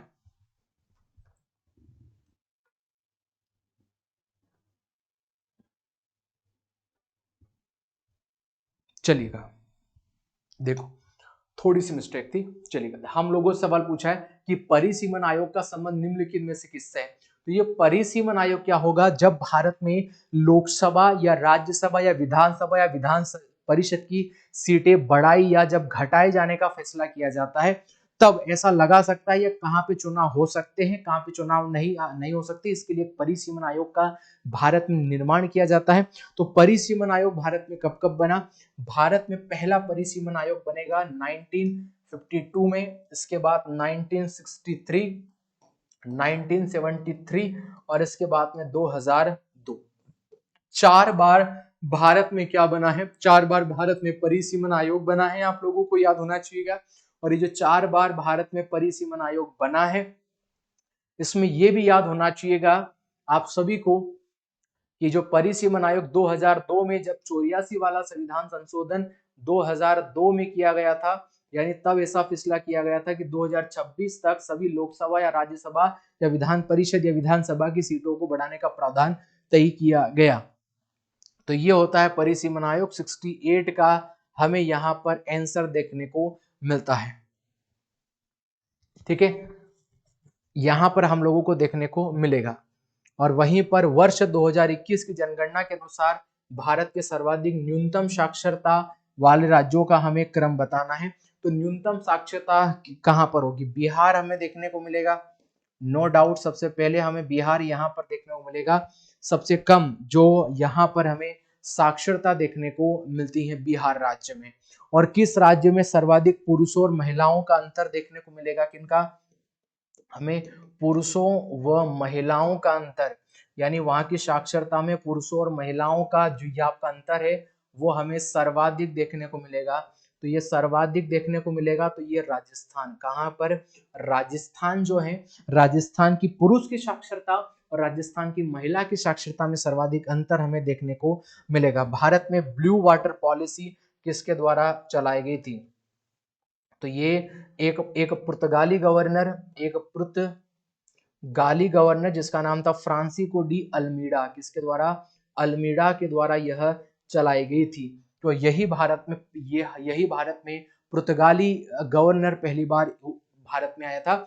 और कौन सा पुर्तगाली यात्री भारत में आया था, तो जवाब होगा यह 20 मई, कौन सी दोस्तों, तारीख याद कर लीजिएगा, 20 मई। और ये 1498 में भारत में वास्को डिगामा आया, कौन आया था, वास्को डिगामा भारत में आया था। और केरल के कहां पर दोस्तों, केरल के कालीकट बंदरगाह पर यह सबसे पहले उतरा था, ठीक है। और जमोरिन ने इसका क्या किया था, वहां पर स्वागत किया था। क्या सर ये भारत में पहला आया था, नहीं, एक पुर्तगाल से एक व्यक्ति था जिसका नाम था बार्थोलाम्यो, कौन था, यहां पर बार्थोलाम्यो, ये जो व्यक्ति था इसने सबसे पहले भारत में आने का प्रयास किया था, लेकिन अपना ये मार्ग भटक गया था, तो ये सफल नहीं हुआ। बल्कि कौन सफल हुआ, बल्कि 1498 में वास्को डिगामा केरल के कालीकट तट पर आया और ये सफल हुआ था, ठीक है। ये क्वेश्चन नंबर 70 का हमें आंसर यहां पर देखने को मिलेगा। चलिएगा, बढ़ेंगे नेक्स्ट प्रश्न पर। चलिएगा, नेक्स्ट प्रश्न जो हमें देखने को मिलेगा क्वेश्चन नंबर 71 देखने को मिलेगा। 2011 की जनगणना के अनुसार देश में न्यूनतम जनसंख्या वाले राज्यों का सही क्रम। तो न्यूनतम जनसंख्या हमें कहां कहां पर देखने को मिलेगी, देखिए आपके सिक्किम में हमें सबसे कम जनसंख्या देखने को मिलेगी। सिक्किम के बाद में फिर आप लोगों का मिजोरम, और मिजोरम के बाद हमें अरुणाचल प्रदेश, कहां पर आपके अरुणाचल प्रदेश में हमें सबसे कम भारत में जनसंख्या का क्रम देखने को मिलेगा। क्वेश्चन नंबर 78 यहाँ पर होगा। क्वेश्चन नंबर 72 हमें देखने को मिलेगा, भारतीय अर्थव्यवस्था में खुले बाजार की क्रियाएं किसके द्वारा यहाँ पर संपन्न होती हैं। तो भारतीय अर्थव्यवस्था में खुले बाजार की सभी क्रियाएं किसके द्वारा संपन्न होती है, आप लोगों से सवाल पूछेगा। तो आप लोगों को याद होना चाहिएगा, यह आरबीआई के द्वारा, किसके द्वारा, आरबीआई के द्वारा यहाँ पर संपन्न होती है। ये आप लोगों को यहाँ पर याद होना चाहिएगा। देखो नेक्स्ट प्रश्न हमें क्या देखने को मिलेगा, भारत में सर्वाधिक वन्य जीव अभ्यारण्य है। तो भारत में सर्वाधिक वन्य जीव अभ्यारण्य कहां पर देखने को मिलेंगे, तो आपके अंडमान निकोबार, कहां पर, अंडमान व निकोबार पर, अंडमान और निकोबार पर हमें देखने को मिलेंगे। और वहीं पर और सर होंगे कितने, तो 96 देखने को मिलेंगे। और सेकंड नंबर पर सबसे ज्यादा कहां पर देखने को मिलेंगे, तो आप लोगों को याद होना चाहिएगा, सेकंड नंबर पर हम लोगों को महाराष्ट्र में, कहां पर दोस्तों, महाराष्ट्र में हमें 48 यहाँ पर देखने को मिलेंगे। और सर्वाधिक राष्ट्रीय उद्यान पूछेगा कि सर्वाधिक राष्ट्रीय उद्यान किस राज्य में है, तो हमें 11 हमें हमारे मध्य प्रदेश में हमें यहाँ पर देखने को मिलते हैं। भारत के बाहर पहला योग विश्वविद्यालय कहाँ पर खोला गया, तो यूएसए में, कहाँ पर, यूएसए में लॉस एंजल्स, लॉस या आपके एंजल्स में भारत से बाहर पहला विश्वविद्यालय यहाँ पर खोला जाता है। सवाल ये पूछ लेगा, योग दिवस कब मना रहे हैं, 21 जून को, कब मना रहे हैं, 21 जून को यहाँ पर मना रहे हैं। और भारत में पहला योग विश्वविद्यालय 1964 में बनता है भारत में, और ये कहाँ बनता है, हमारे बिहार में यहाँ पर बनता है। ठीक है, यहाँ पर ये याद होना चाहिएगा। आप सभी को कमेंट बॉक्स में इस सवाल का जवाब देना है कि भारत में योग दिवस कब से मनाने की परंपरा हुई है, यानी हम लोग योग दिवस कब से मना रहे हैं। इस सवाल का जवाब आप सभी को कमेंट बॉक्स में मुझे यहाँ पर देना है। देखिएगा नेक्स्ट प्रश्न हमें देखने को मिलेगा, भारत का पहली मेडिकल सिटी या आपका इंद्राणी मेडिसिटी किस राज्य में है। तो या आपकी इंद्राणी मेडिसिटी हमें किस राज्य में यहाँ पर देखने को मिलेगी, तो हमें महाराष्ट्र में, कहाँ पर दोस्तों, हमें महाराष्ट्र में, और महाराष्ट्र में पुणे कहाँ पर देखने को मिलेगी, पुणे में हम लोगों को यह यहाँ पर देखने को मिलती है। ठीक है, ये आपके इंद्राणी हमें मेडिकल सिटी हमें देखने को मिलेगी। और क्वेश्चन नंबर 36 हम लोगों को क्या देखने को मिलेगा, सॉरी, चलिएगा ये क्वेश्चन नंबर 76 क्या देखने को मिला, भारतीय दंड संहिता की धारा 144A में क्या देखने को मिलेगा, तो यहाँ पर हमें देखने को मिलेगा राजद्रोह, क्या देखने को मिलेगा, राजद्रोह की हमें प्रक्रिया यहाँ पर देखने को मिलेगी।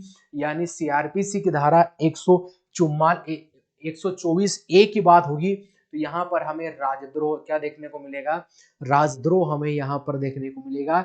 75 के क्वेश्चन से ज्यादा हम लोग क्वेश्चन यहाँ पे कर चुके हैं, केवल 25 क्वेश्चन की यहाँ पर बारी है। ठीक है, केवल 24 क्वेश्चन और बचे हुए हैं। बने रहिए आप मेरे साथ कुछ भी हो। अब की बार रेलवे पार का हम लोगों ने पहले ही आह्वान दिया है, और कैसे भी हो आज की ही शाम को आप सभी को इन सवालों को कंप्लीट रिवीजन करना है। देखिएगा नेक्स्ट क्वेश्चन 77 क्वेश्चन क्या बचा है, हाल ही में फीफा द्वारा पुरुष वर्ग में सर्वश्रेष्ठ फुटबॉल खिलाड़ी 2023 का पुरस्कार दिया गया था, तो ये भी लियोन मेसी, किसको दिया गया था, लियोन मेसी को यहाँ पर यह पुरस्कार दिया गया था। प्रत्येक वर्ष विश्व मृदा दिवस हम लोग कब मना रहे हैं, तो 5 दिसंबर, कब मना रहे हैं, 5 दिसंबर को हर वर्ष हम विश्व मृदा दिवस यहाँ पर सेलिब्रेट कर रहे हैं, आप लोगों को याद होना चाहिएगा। नेक्स्ट प्रश्न क्वेश्चन नंबर 79 हम लोगों से क्या पूछा है, निम्नलिखित में से किस समूह के ग्रहों के चारों तरफ वलय रूपी छल्ले हैं। यानी हमारे सौरमंडल में जब हमें 8 ग्रह देखने को मिलेंगे, तो कौन से ऐसे 3 ग्रह है जिनके चारों तरफ हमें वलय देखने को मिलेंगे, तो एक आप लोगों का बृहस्पति, कौन दोस्तों, एक आप लोगों का बृहस्पति, बृहस्पति के बाद आपका शनि, और शनि के बाद आप लोगों का अरुण। ये हमें 3 ग्रह ऐसे देखने को मिलेंगे जिनके चारों तरफ हमें क्या देखने को मिलेंगे, तो चारों तरफ हमें वलय क्या देखने को मिलेंगे, चारों तरफ हम लोगों को वलय यहाँ पर देखने को मिलेंगे। और वहीं पर यदि आप लोगों से यह सवाल पूछा जाएगा कि इसमें से कौन से 2 ग्रह जो पूर्व से पश्चिम घूमते हैं, पूर्व से पश्चिम यहाँ पर घूमते हैं। तो पूर्व से पश्चिम कौन कौन घूमते हैं, तो आप लोगों को याद होना चाहिएगा कि कौन सा दोस्तों, शुक्र व अरुण, कौन सा, शुक्र और अरुण यहाँ पर घूमते हैं, ये दोनों याद होना चाहिएगा। और वहीं पर एक शनि ग्रह का हमें एक उपग्रह देखने को मिलेगा जिसका नाम है फोबे। कौन सा दोस्तों, फोबे देखने को मिलेगा। ये उपग्रह, ये भी आप लोगों का जो पूर्व से, कहां पर, पूर्व से पश्चिम हमें यहाँ पर यह देखने को मिलता है। तो ये भी आप लोगों को यहाँ पर याद होना चाहिएगा। धौली गंगा व अलकनंदा के संगम को क्या कहा जाता है, तो धौली गंगा और आपके अलकनंदा के संगम को क्या कहा जाता है, मुझे क्या पता क्या कहा जाता है, बताओ जरा क्या कहा जाता है धौली गंगा और आपके अलकनंदा के संगम को। क्वेश्चन नंबर 80 तक हम लोग पहुंच चुके हैं। 20 प्रश्न और आज की क्लास में केवल बाकी हमें देखने को मिलते हैं। बने रहिए हमारे साथ, निश्चित ही सफलता आपके पास में पहुंचने वाली है। केवल इस सवाल का यहाँ पे जवाब दे दो कि धौली गंगा और आपके अलकनंदा के का प्रयाग जब बनाती से क्या कहा जाता है। तो यदि आप लोगों को सवाल पूछेगा कि यहाँ पर आपकी भागीरथी, कौन सी रिवर, भागीरथी प्लस आपकी अलकनंदा, अलकनंदा जो नदी है, इन दोनों के संगम को क्या कहा जाता है, तो इन दोनों के संगम को कहा जाता है, यहाँ पर याद होना चाहिएगा, इन दोनों के संगम को जो कहा जाता है वो देवप्रयाग, क्या कहा जाता है, देवप्रयाग यहाँ पर कहा जाता है। और वहीं पर आपका, यहाँ पर आपकी अलकनंदा, कौन सी रिवर, अलकनंदा, और अलकनंदा के साथ आप लोगों का यहाँ पर धौली गंगा, जब ये धौली गंगा इसमें मिलती हैं तो आप लोगों का विष्णु प्रयाग बनेगा। क्या बनेगा, विष्णु प्रयाग यहाँ पर बनेगा। और वहीं पर जब आपकी अलकनंदा, कौन सी रिवर, अलकनंदा, और आपकी जब यहाँ पर आपकी ये नंदा की रिवर, कौन सी नदी, नंदा किनी रिवर जब मिलती है तो यहाँ पर आपका नंद प्रयाग बनता है। क्या बनेगा, नंद प्रयाग हमें बनता हुआ यहाँ पर देखने को मिलेगा। और वहीं पर जब आपके अलकनंदा, जब ये आपकी अलकनंदा और आपके अलकनंदा के साथ में जब आपके अलकनंदा और किसको मिला दे इसके अंदर, आपकी पिंडर रिवर, कौन सी रिवर, पिंडर नदी, जब ये दोनों आपस में मिलती हैं तो आप लोगों का कर्ण प्रयाग, कौन सा प्रयाग बनाती है, कर्ण प्रयाग यहाँ पर बनाती हैं। और वहीं पर आपकी ये आपकी अलकनंदा रिवर, या आपके अलकनंदा और आपके अलकनंदा के साथ आप लोगों का यहाँ पर आपकी मंदाकिनी रिवर, कौन सी रिवर दोस्तों, मंदाकिनी रिवर जब मिलती हैं तो इन दोनों के संगम को हम लोग यहाँ पर रुद्र प्रयाग बोलते हैं। क्या बोलेंगे, रुद्र यहाँ पर प्रयाग बोलते हैं। तो हमारे पास में कितने प्रयाग हमें देख, तो कितने प्रयाग हम लोगों को यहाँ पर देखने को मिलते हैं, तो हम लोगों को यहाँ पर आपके 5 प्रयाग देखने को मिलेंगे। देव प्रयाग, आपका विष्णु प्रयाग, नंद प्रयाग, कर्ण प्रयाग और आपका रुद्र प्रयाग। ठीक है, इतने प्रयाग हमें देखने को मिलेंगे। नेक्स्ट प्रश्न हमें देखने को मिला क्वेश्चन नंबर 81, यानी धौली गंगा और आपके अलकनंदा के विष्णु प्रयाग के नाम जानते हैं। कौन से प्रयाग, विष्णु प्रयाग के नाम से हम लोग जानते हैं। धौली गंगा व आपके अलकनंदा का, सॉरी ये तो हो गया, किस राज्य में 2024 में 108 स्थानों पर एक साथ सबसे अधिक लोगों द्वारा सूर्य नमस्कार करने के साथ गिनीज वर्ल्ड रिकॉर्ड बनाया, तो ये गुजरात ने बनाया। किस राज्य ने, गुजरात ने यहाँ पर बनाया है। देखिएगा नेक्स्ट प्रश्न देखने को मिलेगा, सिडबी का मुख्यालय कहाँ पर है, तो सिडबी का मुख्यालय हमें लखनऊ में, कहां पर देखने को मिलेगा, लखनऊ में। और इसकी स्थापना कब हुआ था, इसकी स्थापना 1990 में हमें यहाँ पर देखने को मिलती है। जहां पर इसकी स्थापना 1990 में हमें यहाँ पर देखने को मिलती है। और इसका हेडक्वार्टर कहाँ पर है, इसका हेडक्वार्टर लखनऊ में हमें यहाँ पर देखने को मिलेगा। 82 तक हमारा सफर जारी है और निश्चित ही हम लोग बेहद जल्दी पहुंचने वाले हैं 100 के आंकड़े तक। और ये क्वेश्चन नंबर 33 हमें क्या देखने को मिलेगा, राष्ट्रीय आपदा प्रबंधन प्राधिकरण के अध्यक्ष कौन होते हैं।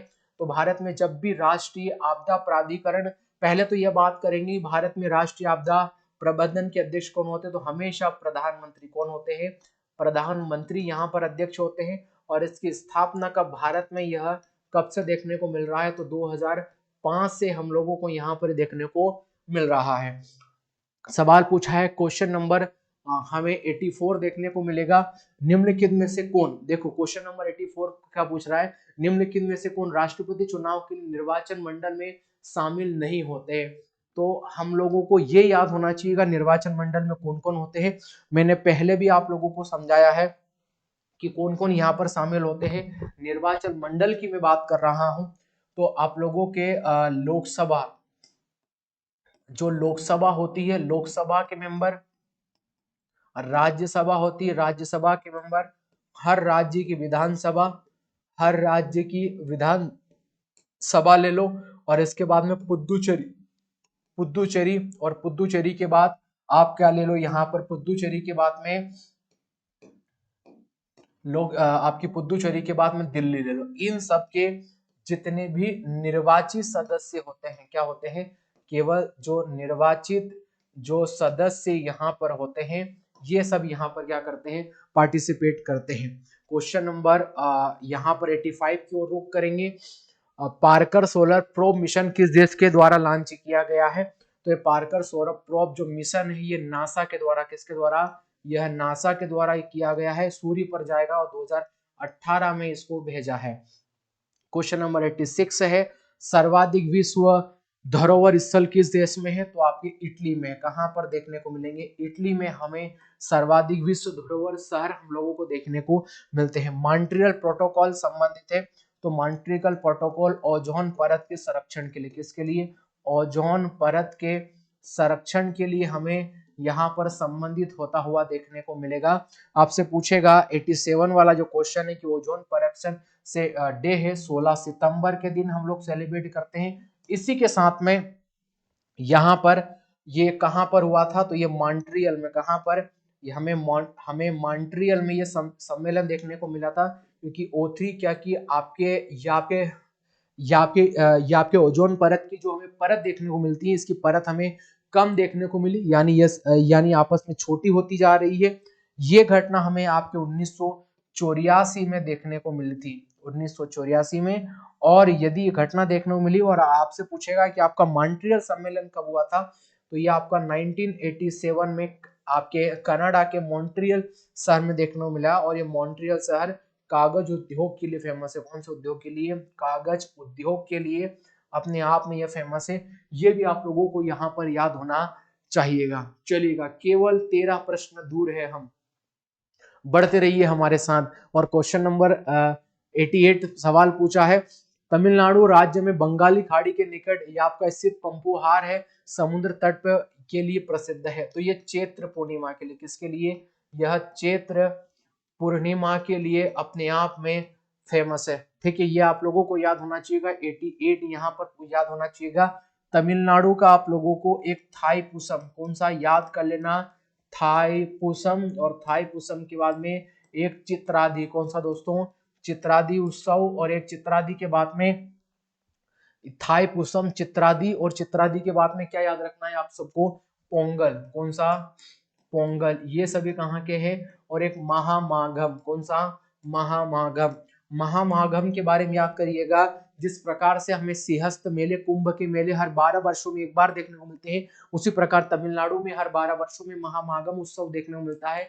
और ये भगवान शिव को समर्पित है। कौन से भगवान को, भगवान शिव को, यहाँ पर भगवान शिव को यह समर्पित होने देखने को मिलता है। हड़प्पा सभ्यता की मोहरों पर निम्नलिखित में से कौन सा पशु अक्सर देखा जाता है। तो कौन सा पशु अक्सर देखा जाता है, आप लोगों से सवाल पूछा है। तो बेल के चित्रांगन हमें देखने को मिलेंगे, बेल के चित्रांगन हमें देखने को मिलेंगे। आप लोगों को कमेंट बॉक्स में यह सवाल का जवाब देना है कि सिंधु घाटी सभ्यता के कौन से शहर से हमें भूकंप के प्रमाण मिले हैं। मैं आप लोगों को सिंधु घाटी सभ्यता, आप सभी जानते, पूरा कंप्लीट पढ़ा चुका हूं। मैंने आप लोगों की हिस्ट्री की मैराथन ली थी, जिसका समय काल 3 घंटे 27 मिनट रखा था। प्लेलिस्ट में जाएंगे तो आप लोगों को देखने को मिलेगी। यदि आप लोग प्राचीन भारत और मध्यकालीन भारत संपूर्ण डिटेल में पढ़ना चाहते हैं, अब ये चाहते हैं कि आप कोई सी एग्जाम बैठे और उस प्रश्न आपकी गलत ना हो, बस वो क्लास देख के चले जाना। मैं आपसे वादा करता हूं, दावा करता हूं, आपको भरोसा दिलाता हूं, उस परीक्षा में आपको उस वीडियो के अलावा कुछ भी मध्यकालीन भारत और प्राचीन भारत से देखने को नहीं मिलेगा। ठीक है, चलिएगा, नेक्स्ट प्रश्न हमें देखने को क्या मिलेगा कि हिंदू धर्म पुरुषार्थ जीवन के लक्ष्य के माध्यम से जीवन के पुण्य भागीदारी को प्रोत्साहित करता है, निम्न में कौन सा पुरुषार्थ नहीं है, यानी हमें हमारे हिंदू धर्म में कितने पुरुषार्थ देखने को मिलेंगे। देखो तो हमें एक तो धर्म, कर्म, अर्थ और एक आपका मोक्ष, ये पुरुषार्थ हमें यहाँ पर 4 पुरुषार्थ हिंदू धर्म में हमें देखने को मिलते हैं। बुल और बियर का संबंध किससे है? बुल और बियर का संबंध किससे है? तो ये आपका शेयर मार्केट से, किससे? शेयर बाजार से यह संबंधित होता हुआ हमें देखने को मिलेगा। यानी बुल का मतलब क्या होगा? यदि कोई ट्रेडर है, यदि कोई व्यापारी, यदि कोई शेयर मार्केट में काम करने वाला व्यक्ति है, जब वस्तु का भाव बढ़ रहा है यानी उसकी प्राइस बढ़ती, यानी बढ़ती हुई कीमतों के साथ यदि उसके द्वारा व्यापार किया जाएगा तो उसे बुल कहेंगे। और बियर जब उस वस्तु का दाम घट रहा होता है, यानी घटती हुई उन वस्तुओं के दाम के घटते हुई जब उसके द्वारा ट्रेड या व्यापार किया जाता है तो उसे हम लोग क्या बोलते हैं? बियर शेयर मार्केट में यहाँ पर बोलते हैं।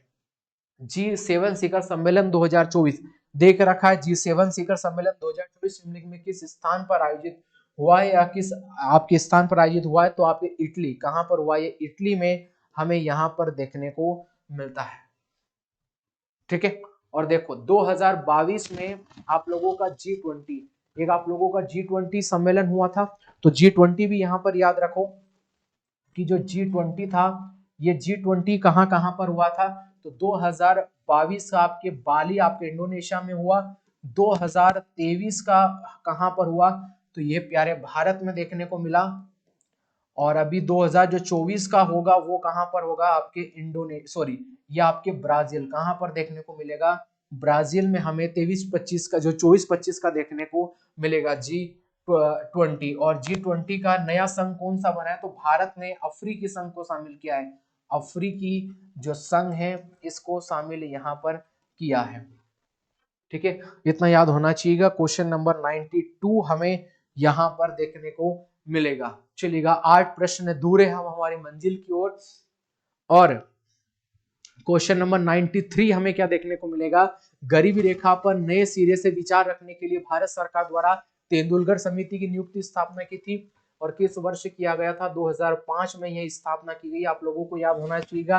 क्वेश्चन नंबर 94 क्या देखने को मिलेगा? महात्मा गांधी जी ने अपनी किस पुस्तक में ग्रामीण अर्थव्यवस्था की आत्मनिर्भरता की बात कही थी?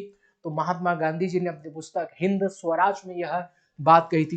कौन सी पुस्तक में? यहाँ पर उनके द्वारा हिंद स्वराज में यहाँ पर बात की गई थी। आप लोगों को याद होना चाहिएगा। और वहीं पर महात्मा गांधी ने ब्रिटिश पार्लियामेंट को वेश्या कहा था। ये भी महात्मा गांधी जी की हिंद स्वराज में पुस्तक में हमें जानकारी देखने को मिलती है।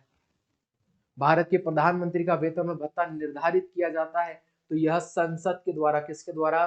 संसद के द्वारा, हमारे पार्लियामेंट के द्वारा तय किया जाता है। हम लोगों से पूछा दीव एक द्वीप है, यह किसके तट पर? यह गुजरात के तट पर। कहां पर?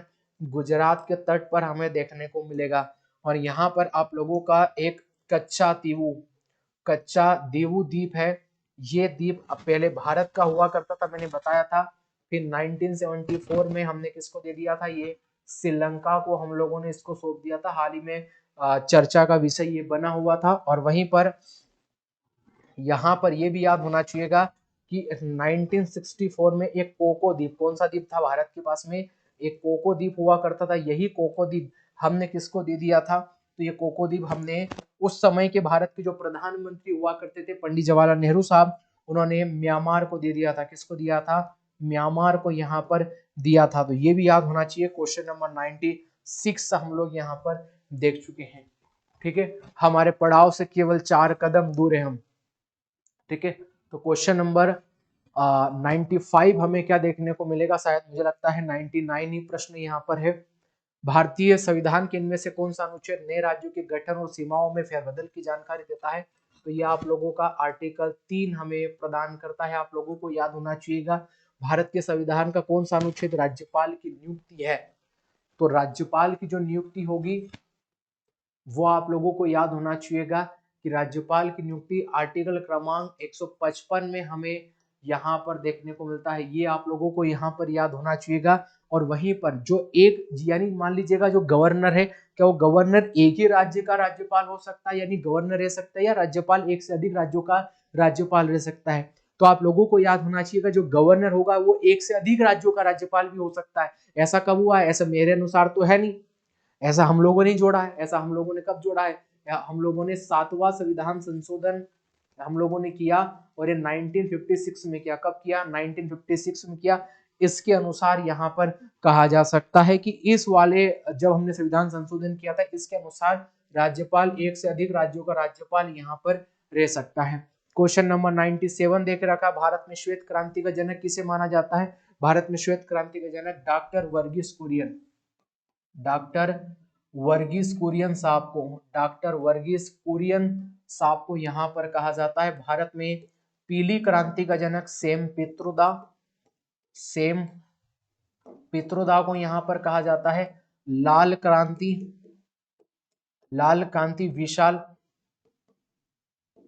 विशाल तिवारी को यहाँ पर कहा जाता है। और वहीं पर भूरी क्रांति हीरालाल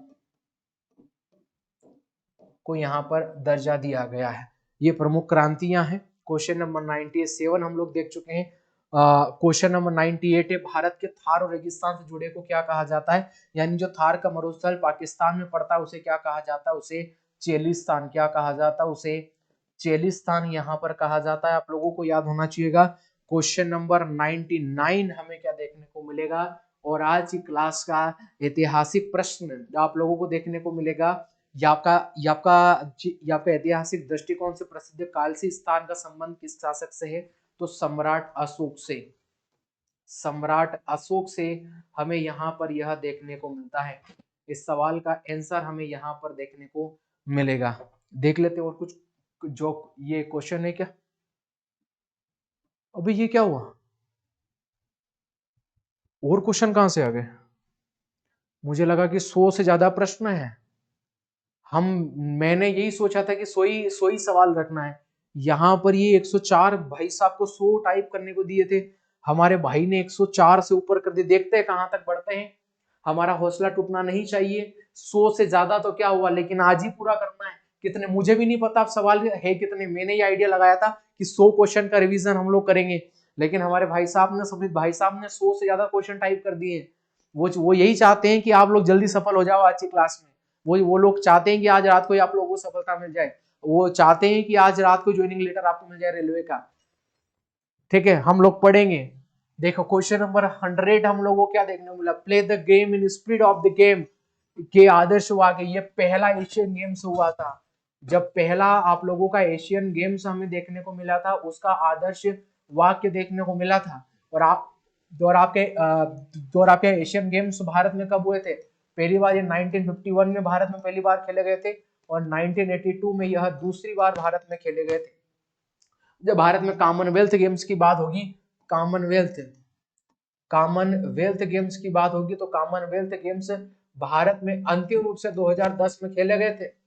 यह आपका अंतिम बार।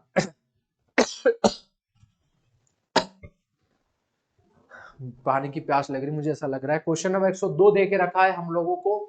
जल विमान सेवा का संचालित करने वाला पहला द्वीप कौन सा है? तो ये आपका अंडमान निकोबार। कौन बना है? अंडमान।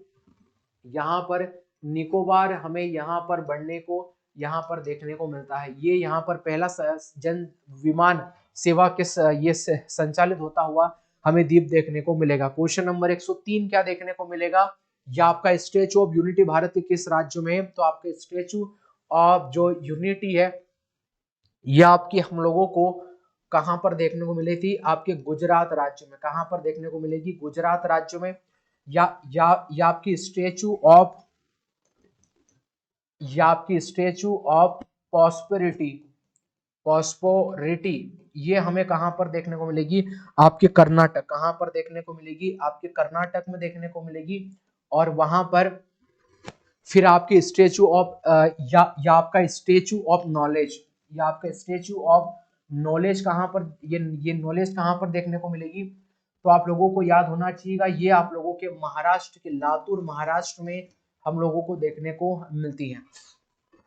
ठीक है, क्वेश्चन नंबर 4 हमें देखने को मिलेगा जाओ की घाटी। कौन सी घाटी दोस्तों?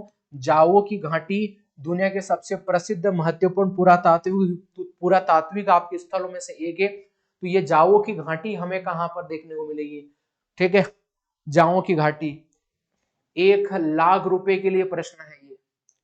यदि आपने जवाब दिया तो हो सकता है 1 लाख रुपए आपको मिल जाए। ठीक है, इस सवाल का जवाब दीजिए। जाओ की घाटी दुनिया के सबसे महत्वपूर्ण पुरातात्विक स्थलों में से एक है। ये हमें मिस्र में देखने को मिलती है। कहां पर देखने को मिलेगी? मिस्र में हमें ये देखने को मिलती है। चलिएगा बढ़ेंगे नेक्स्ट प्रश्न पर। और जो नेक्स्ट प्रश्न हमें क्या देखने को मिलेंगे? धनोधर पहाड़ियां किस भारतीय राज्य, कौन से भारतीय राज्य में है? तो धनोधर की पहाड़ियां हमें गुजरात में कहां पर देखने को मिलेगी? हमें गुजरात में यहाँ पर यह पहाड़ियां देखने को मिलती हैं। क्वेश्चन नंबर 5 था। क्वेश्चन नंबर 6 पाएंगे, बाघ पहाड़ियों पर बने चित्रों का संबंध निम्नलिखित में किस काल से है? तो हमें ये गुप्त काल से। कौन से काल से? गुप्त काल से। और यदि गुप्त काल नहीं आए तो याद रखिएगा, फिर जवाब लगाना है सातवाहन वंश। कौन सा ऑप्शन लगाना है? सातवाहन। फिर यहाँ पर राइट हमें देखने को मिलेगा। और लटकती घाटी कहां पर पाई जाती है? कहां पर पाई जाती है? देखो ये पाई जाती है यानी ये बनती है जब दो हिमानी नदियां आपस में जुड़ती हैं। कौन सी?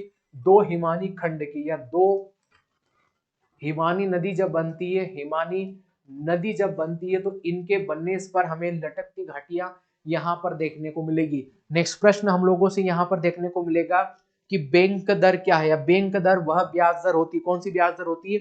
यानी बैंक दर वह ब्याज दर होती है जब केंद्रीय बैंक होगी, एक ही केंद्रीय बैंक है हमारे पास में आरबीआई, और वही केंद्रीय बैंक जब वाणिज्य बैंकों को ऋण देती है। कब? जो केंद्रीय बैंक होती है, और वहीं पर जो केंद्रीय बैंक होगी, और केंद्रीय बैंक किसको देगी? केंद्रीय बैंक जब वाणिज्य बैंक को, कौन सो? वाणिज्य बैंक को जब ऋण देती है तो उसे हम लोग बैंक दर यहाँ पर बोलते हैं। चलिएगा अगला प्रश्न देखने को मिलेगा, भारत की स्थिति को राष्ट्रीय मतदाता दिवस के रूप में भी हम लोग सेलिब्रेट करते हैं। तो किसके रूप में? राष्ट्रीय मतदाता दिवस के रूप में हम लोग सेलिब्रेट करते हैं। तो 25 जनवरी को। कब दोस्तों? 25 जनवरी को राष्ट्रीय मतदाता दिवस के रूप में हम लोग सेलिब्रेट करते हैं। और कब से सेलिब्रेट कर रहे हैं? 2011 से हम लोग यहाँ पर सेलिब्रेट कर रहे हैं। ठीक है, waiting for a visa. Waiting for a visa ये किसकी बुक है? वेटिंग फॉर अ वीजा तो ये है भीमराव अंबेडकर। किनके दोस्तों? भीमराव अंबेडकर साहब की बुक है। इनकी बुक एक आप लोगों को ये याद ये यहाँ पर याद रखना है, मूक नायक। कौन से दोस्तों? मूक नायक याद रखना है। और मूक नायक के बाद में आप लोगों को यहाँ पर ये भी याद रखना है, मूक नायक के साथ आप लोग याद कर लो बहिष्कृत भारत। कौन से दोस्तों? बहिष्कृत जो भारत है, ये भी आप लोग यहाँ पर याद कर लीजिएगा। ठीक है, और इनके साथ में एक मंदिर प्रवेश आंदोलन, मंदिर प्रवेश आंदोलन जो प्रारंभ किया था इन्हीं के द्वारा 1927 के लगभग में भारत में प्रारंभ किया गया था। क्वेश्चन नंबर 110 हमें यहाँ पर देखने को मिलता है। चलिएगा बढ़ेंगे नेक्स्ट प्रश्न पर। और जो नेक्स्ट प्रश्न हमें देखने को मिलेगा, किस राष्ट्र ने 5 बार राष्ट्रमंडल खेलों की मेजबानी की? कितनी बार? 5 बार राष्ट्रमंडल खेलों की मेजबानी की है। तो राष्ट्रमंडल खेल कब से प्रारंभ होते? पहली बार 1930 में ये कनाडा में खेले गए। आप लोगों को याद होना चाहिएगा। अभी हाल ही में कब खेले गए? 2022 में खेले। कहां पर? आपके इंग्लैंड शहर में आयोजित हुए। और आपके इंग्लैंड में भारत की कौन सा रही? 4th पोजीशन भारत ने बनाई। भारत ने इसने क्या किया था? भारत ने 23 गोल्ड मेडल यहाँ पर प्राप्त किए, जिसमें से 10 हमारे पास में सिल्वर थे, और 10 सिल्वर के बाद में 23 हमारे पास में ब्रॉन्ज मेडल। कौन से मेडल? ब्रॉन्ज मेडल हमें यहाँ पर देखने को मिलते हैं। ठीक है, ये यहाँ पर भारत की 4th रैंकर बनी। और संविधान ने भारत की किस प्रारूप समिति के तैयार करने हेतु डॉक्टर भीमराव अंबेडकर की अध्यक्षता में प्रारूप समिति गठन किया था? बिल्कुल, एक प्रारूप समिति हमें देखने को मिली थी। इसकी स्थापना 29 अगस्त का दोस्तों 29 अगस्त और 1947 को हमें प्रारूप समिति यहाँ पर देखने को मिलती है। तब इसकी स्थापना हमें देखने को मिली थी। और इस समिति में टोटल कितने मेंबर थे? 7 मेंबर हुआ करते थे। विद यहाँ पर यदि आपके अध्यक्ष का नाम जोड़ दे तब यहाँ पर 7 हुआ करते थे। हम लोगों को सवाल पूछा है कि स्वतंत्रता के बाद निम्नलिखित में किस वर्ष से भारत का सर्वोच्च न्यायालय याप के अस्तित्व में आया था? तो सर्वोच्च न्यायालय याप का अस्तित्व कब में आया था?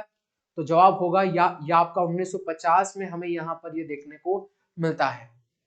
सवाल है कि पेन आयकर विभाग द्वारा जारी किया गया एक आपका अद्वितीय या आपका अल्फा न्यूमेरिकल जो संख्या है ये कितनी है?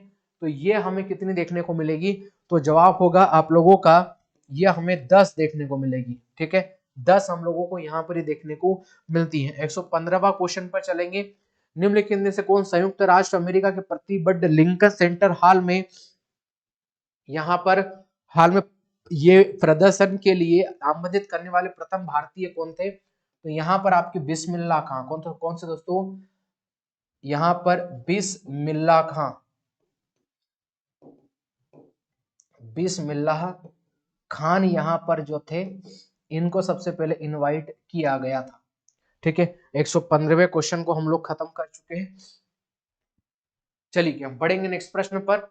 और जो नेक्स्ट प्रश्न हम लोगों को क्या देखने को मिलेगा, हम लोगों को जो क्वेश्चन यहाँ पर जो दे के रखा है, देखो नेक्स्ट प्रश्न हमें देखने को मिलेगा संसदीय प्रणाली में शून्यकाल किस देन की देन है। तो ये शून्यकाल हम लोगों से जो सवाल पूछा है, और ये शून्यकाल जो किसकी देन है, तो हमारे प्यारे भारत की हमें देन देखने को मिलेगी। और 1962 में सबसे पहले भारत में ये प्रस्ताव लाया गया था शून्यकाल का। न्यूनतम समर्थन मूल्य ये एस के जहां कौन से दोस्तों, एस के जहां समिति के द्वारा यह समिति के द्वारा सबसे पहले आपके ये न्यूनतम समर्थन मूल्य की या आपकी अवधारणा दी गई है। और वहीं पर भारत में पहली बार हॉकी ने अपना पहला विश्व कप कब जीता था, यानी हॉकी विश्व कप की बात करेंगे तो भारत में हॉकी ये आपका विश्व कप कब प्रारंभ हुआ था, तो 1971 में प्रारंभ हुआ था। भारत ने कब जीता था, 1975 में भारत ने पाकिस्तान को 2-1 से हराया था, तब भारत ने अपना पहला हॉकी में विश्व कप यहाँ पर जीता था।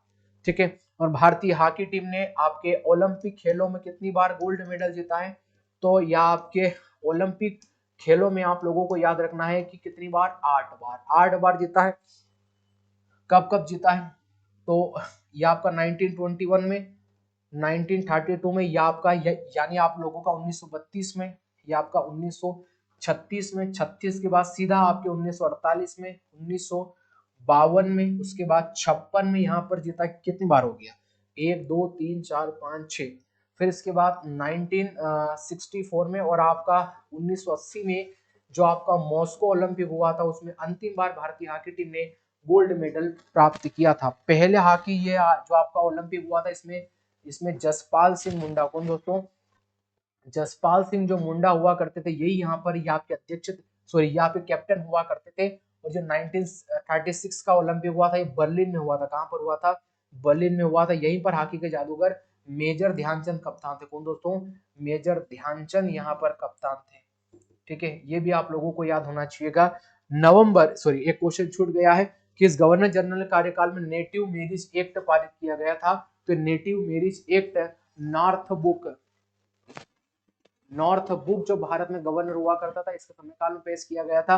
क्वेश्चन नंबर 120 जो हमें यहाँ पर देखने को मिलेगा, क्वेश्चन नंबर 120 जो देखने को मिलेगा, नवंबर 2022 में 22वें विधि आयोग के अध्यक्ष रूप में किसे नियुक्त किया गया है। 22वें विधि आयोग के अध्यक्ष रूप में आप लोग देखेंगे कि ऋतुराज अवस्थी। कौन सा दोस्तों, ऋतुराज या आपके अवस्थी साहब को यहाँ पर नियुक्त किया गया है। और ये आपके 22वें नंबर के हैं। और आपसे पूछा जाएगा यदि आपके 21वें नंबर के, तो बलवीर सिंह चौहान। कौन है दोस्तों, बलवीर सिंह चौहान हम लोगों को यहाँ पर देखने को मिलते हैं। ये 120वें हम लोगों को यहाँ पर देखने को मिलेंगे। चलिएगा बढ़ेंगे नेक्स्ट प्रश्न पर। और जो नेक्स्ट प्रश्न हमें क्या देखने को मिलेंगे, नेक्स्ट प्रश्न हमें है कि के ए नजीम बनाम भारत संघ का मामला निम्नलिखित में कौन से अनुच्छेद के तहत अधिकारों का उल्लंघन से संबंधित है। हाल ही में आपका नजीम साहब हमें केस देखने को मिला था, तो यह आपका आर्टिकल 21 के आपके उल्लंघन से संबंधित हमें देखने को मिलता है। इसी में हम लोगों को प्राण एवं दैहिक स्वतंत्रता है, प्राण एवं दैहिक स्वतंत्रता के बारे में यहीं पर हम लोगों से बात कही गई, आप लोगों को याद होना चाहिएगा। नेक्स्ट क्वेश्चन हम लोगों से जो सवाल पूछा है, किस राजा की कहानी मुद्रा राक्षस नामक नाटक एक ये है, तो ये मुद्रा राक्षस किसके द्वारा लिखी गई, विशाखा दत्त के द्वारा यह लिखी जाती है। और इसमें चंद्रगुप्त मौर्य के बारे में हमें जानकारी यहाँ पर देखने को मिलती है। क्वेश्चन नंबर 123 क्या देखने को मिलेगा, भारतीय शास्त्रीय गायक पंडित जसराज निम्नलिखित में कौन से घराने से, तो ये कौन से घराने से है, ये आपके मेवाती घराना, कौन सा दोस्तों, मेवाती घराने से संबंधित होते हुए हम लोगों को यहाँ पर देखने को मिलेंगे, आप लोगों को याद होना चाहिएगा। और वहीं पर क्वेश्चन नंबर 24 क्या देखने को मिलेगा, मानव तस्करी का निषेध भारतीय संविधान के तहत रखा गया है, तो ये निषेध होगा, ये आर्टिकल 23 के तहत यहाँ पर देखा जा सकता है मानव तस्करी का निषेध। और वहीं पर आर्टिकल 24 जो देख रखा है कि कारखानों में बाल श्रम का निषेध है, बाल श्रम का निषेध हम लोगों को यहाँ पर देखने को मिलेगा, यह आपके आर्टिकल 24 में हमें देखने को मिलेगा। और भारतीय संविधान के आर्टिकल 23 और 24, आर्टिकल 23 और आर्टिकल क्रमांक 24, ये दोनों ही आपके शोषण के विरुद्ध अधिकार है, कौन सा है, शोषण के विरुद्ध अधिकार हमें देखने को हम मिलेंगे। नेक्स्ट प्रश्न है, संस्कृत में महायान का क्या अर्थ है, महायान का जो अर्थ है महामानव, क्या अर्थ है इसका, महामानव, यानी जो मानव महान है, महामानव का अर्थ है। 125 तक हम लोग जो यहाँ पे पढ़ चुके हैं, यानी संस्कृत में आपसे पूछेगा कि संस्कृत में महायान का क्या अर्थ है, तो महामानव हम लोगों को यहाँ पर देखने को मिलता है। चलिएगा बिगर किसी देरी से बढ़ेंगे, 125 हो चुके हैं, और भी देखेंगे कितने प्रश्न हम लोगों को यहाँ पर दिए गए हैं। देखिएगा नेक्स्ट प्रश्न हमें और देखने को मिलेंगे, भगवान गणेश के सम्मान में मनाई जाने वाली गणेश चतुर्थी किस हिंदू महीने में की जाती है, तो भाद्रपद माह, कौन सा महीना, भाद्रपद यहाँ पर माह में की जाती है। आप लोगों से सवाल पूछेगा, आप लोगों को याद होना चाहिएगा। और वहीं पर आप लोगों का होली, कौन सा दोस्तों, होली, होली और शिवरात्रि, होली और शिवरात्रि कौन से शिवरात्रि, महाशिवरात्रि है ये कौन से हिंदू पांचांग के अनुसार जो की जाती है, माह के अनुसार की जाती है, तो फाल्गुन माह, कौन से, फाल्गुन माह के तहत यह की जाती है। ठीक है, रामनवमी के बारे में बात करेंगे, तो यह रामनवमी के बारे में बात करेंगे, तो यह चैत्र माह, कौन सा माह, चैत्र माह। और वहीं पर यदि दीपावली की बात करेंगे, तो दीपावली होगी कार्तिक माह, कौन से माह, कार्तिक माह में हमें ये देखने को मिलती है। चलिएगा बढ़ेंगे नेक्स्ट प्रश्न पर, वांडीवास की लड़ाई भारत और अंग्रेजों भारत में अंग्रेजों क्या डचों के बीच में लड़ाई की थी, अरे क्या टाइप कर दिया भाई, अंग्रेजों और यहाँ पर फ्रांसीसियों, किनके बीच में, फ्रांसीसियों के बीच में हमें बैटल ऑफ वांडीवास देखने को मिला था।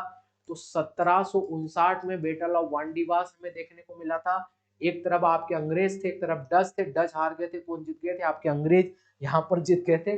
और वहीं पर ये संधि कौन से, ये जो युद्ध था, ये जो बैटल ऑफ वांडीवास देखने को मिला था, कौन सी संधि के द्वारा अलग होगा, तो ये पेरिस की संधि, कौन सी संधि, पेरिस की संधि के द्वारा यह अलग होता हुआ देखने को मिलेगा। नेक्स्ट प्रश्न है क्वेश्चन नंबर 128, हरित क्रांति के पहले चरण में एचवाईवी बीजों का उपयोग राज्यों में किस समूह में अधिक संपन्न लोगों तक था। देखो हमें आप लोगों का पंजाब में देखने को मिला है, ये आपके तमिलनाडु में देखने को मिलेगा, आपके आंध्र प्रदेश में हमें देखने को मिलेगा, हमें मध्य प्रदेश में देखने को मिलेगा, कई राज्यों में देखने को मिलेगा, पर डिपेंड करेगा इसमें से ऑप्शन कौन सा आप लोगों को दिया जा रहा है। भारत में राष्ट्रीय आय की गणना करने वाला पहला प्रयास, तो यहाँ पर किसने किया था राष्ट्रीय आय की गणना भारत में, तो दादा भाई नारोजी ने, कौन ने किया था, दादा भाई नारोजी ने यहाँ पर, दादा भाई नारोजी ने सबसे पहले यहाँ पर प्रयास किया था।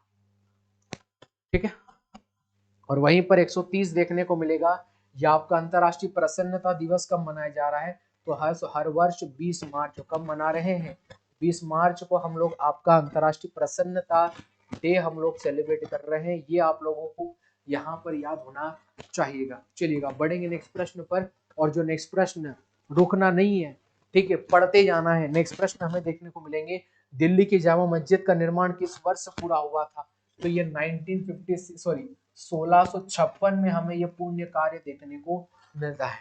ठीक है, भोपा चांग और थिंडर, कौन सा, भोपा चांग और थिंडर किस राज्य के लोक नृत्य हैं, तो ये आप लोगों के भोपा चांग और थिंडर हमें राजस्थान के संगीत, लोक संगीत हमें देखने को मिलेंगे। वर्ष 2024 के लिए 58 ज्ञानपीठ पुरस्कार किसे सम्मानित किया गया है। तो अभी हाल ही में 98 ज्ञानपीठ जो आपके पुरस्कार है किनको दिए गए हैं, तो जवाब होगा एक तो आपका संस्कृत के क्षेत्र में स्वामी राम भद्राचार्य को दिए गए हैं। और वहीं पर फिर आपके उर्दू के क्षेत्र में पूछेगा तो गुलजार साहब किनको दिए गए हैं, गुलजार साहब को यहाँ पर यह दिए गए हैं। ठीक है, ये दोनों 98 ज्ञानपीठ पुरस्कार यहाँ पर घोषणा हो चुकी है। ठीक है, और आपके 98 ज्ञानपीठ पुरस्कार, मेरा आप लोगों से सवाल यह है कि एक कश्मीरी भाषा के लिए भी ज्ञानपीठ पुरस्कार दिया गया है। तो कश्मीरी भाषा के लिए किनको दिया गया है, एकमात्र व्यक्ति है ये कश्मीरी भाषा के लिए। आप लोगों को कमेंट बॉक्स में जवाब देना है। और पहला इंग्लिश का किसको दिया गया था, पहला आपके इंग्लिश भाषा में के लिए किसको ज्ञानपीठ पुरस्कार दिया गया था। इन दोनों सवालों का जवाब आप सभी को कमेंट बॉक्स मुझे देना है। ये मुझे लगा ऐसा आ सकता है ये कश्मीरी भाषा की, क्योंकि जम्मू का जो ये के देखने को मिलेंगे। और आपका पहला यहाँ पर इंग्लिश का ज्ञानपीठ पुरस्कार किसे दिया गया है, ये दोनों सवालों का जवाब आप सभी को कमेंट बॉक्स में देना है। 1 अप्रैल 2019 से किन दो बैंकों का, बैंक ऑफ बड़ौदा में, तो एक आपकी विजया बैंक, कौन सी दोस्तों, एक आपकी विजया बैंक, और विजया बैंक के साथ आपकी फिर एक देना बैंक, कौन सी बैंक, आपकी देना बैंक। ये जो दोनों बैंक है इन दोनों का बैंक ऑफ बड़ौदा में क्या कर दिया गया है, बैंक ऑफ बड़ौदा में विलय यहाँ पर कर दिया गया। 135वां हमें क्या देखने को मिलेगा, विश्व पर्यावरण दिवस 2022 के लिए संयुक्त राष्ट्र द्वारा घोषित थीम क्या थी, तो ये थीम थी, इसका नाम था जैव विविधता। कौन सी थीम देखने को मिलती है, जैव विविधता थीम हमें यहाँ पर यह देखने को मिलती है। ये आप लोगों को यहाँ पर याद होना चाहिएगा। ठीक है, चलिएगा बढ़ेंगे नेक्स्ट प्रश्न पर।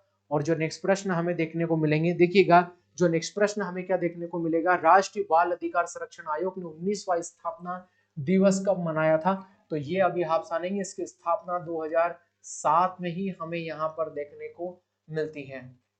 ठीक है, विश्व प्रेस स्वतंत्रता सूचकांक किसके द्वारा जारी ये जो जाता है, विश्व प्रेस स्वतंत्रता सूचकांक, तो ये लिखना है कि reports without borders, reports without borders, इसके ये जो यहाँ पर इनके द्वारा यह किया जाता है। ठीक है, अभी हाल ही में जो शामिल हुआ था, भारत की रैंक कौन सी थी, 159 पर हमें देखने को भारत यहाँ पर मिलता है। पासपोर्ट आपका इंडेक्स 2023 के अनुसार किस देश के पासपोर्ट को दुनिया के सबसे बड़े शक्तिशाली के स्थान पर दर्ज दिया गया है, तो यहाँ पर सिंगापुर का पासपोर्ट, कौन सा देश का, सिंगापुर का पासपोर्ट हमें देखने को मिलेगा। और 2024 में भारत की रैंक क्या रही है, 82 पायदान पर हम लोग यहाँ पर पासपोर्ट सूचकांक में यहाँ पर रहे हैं।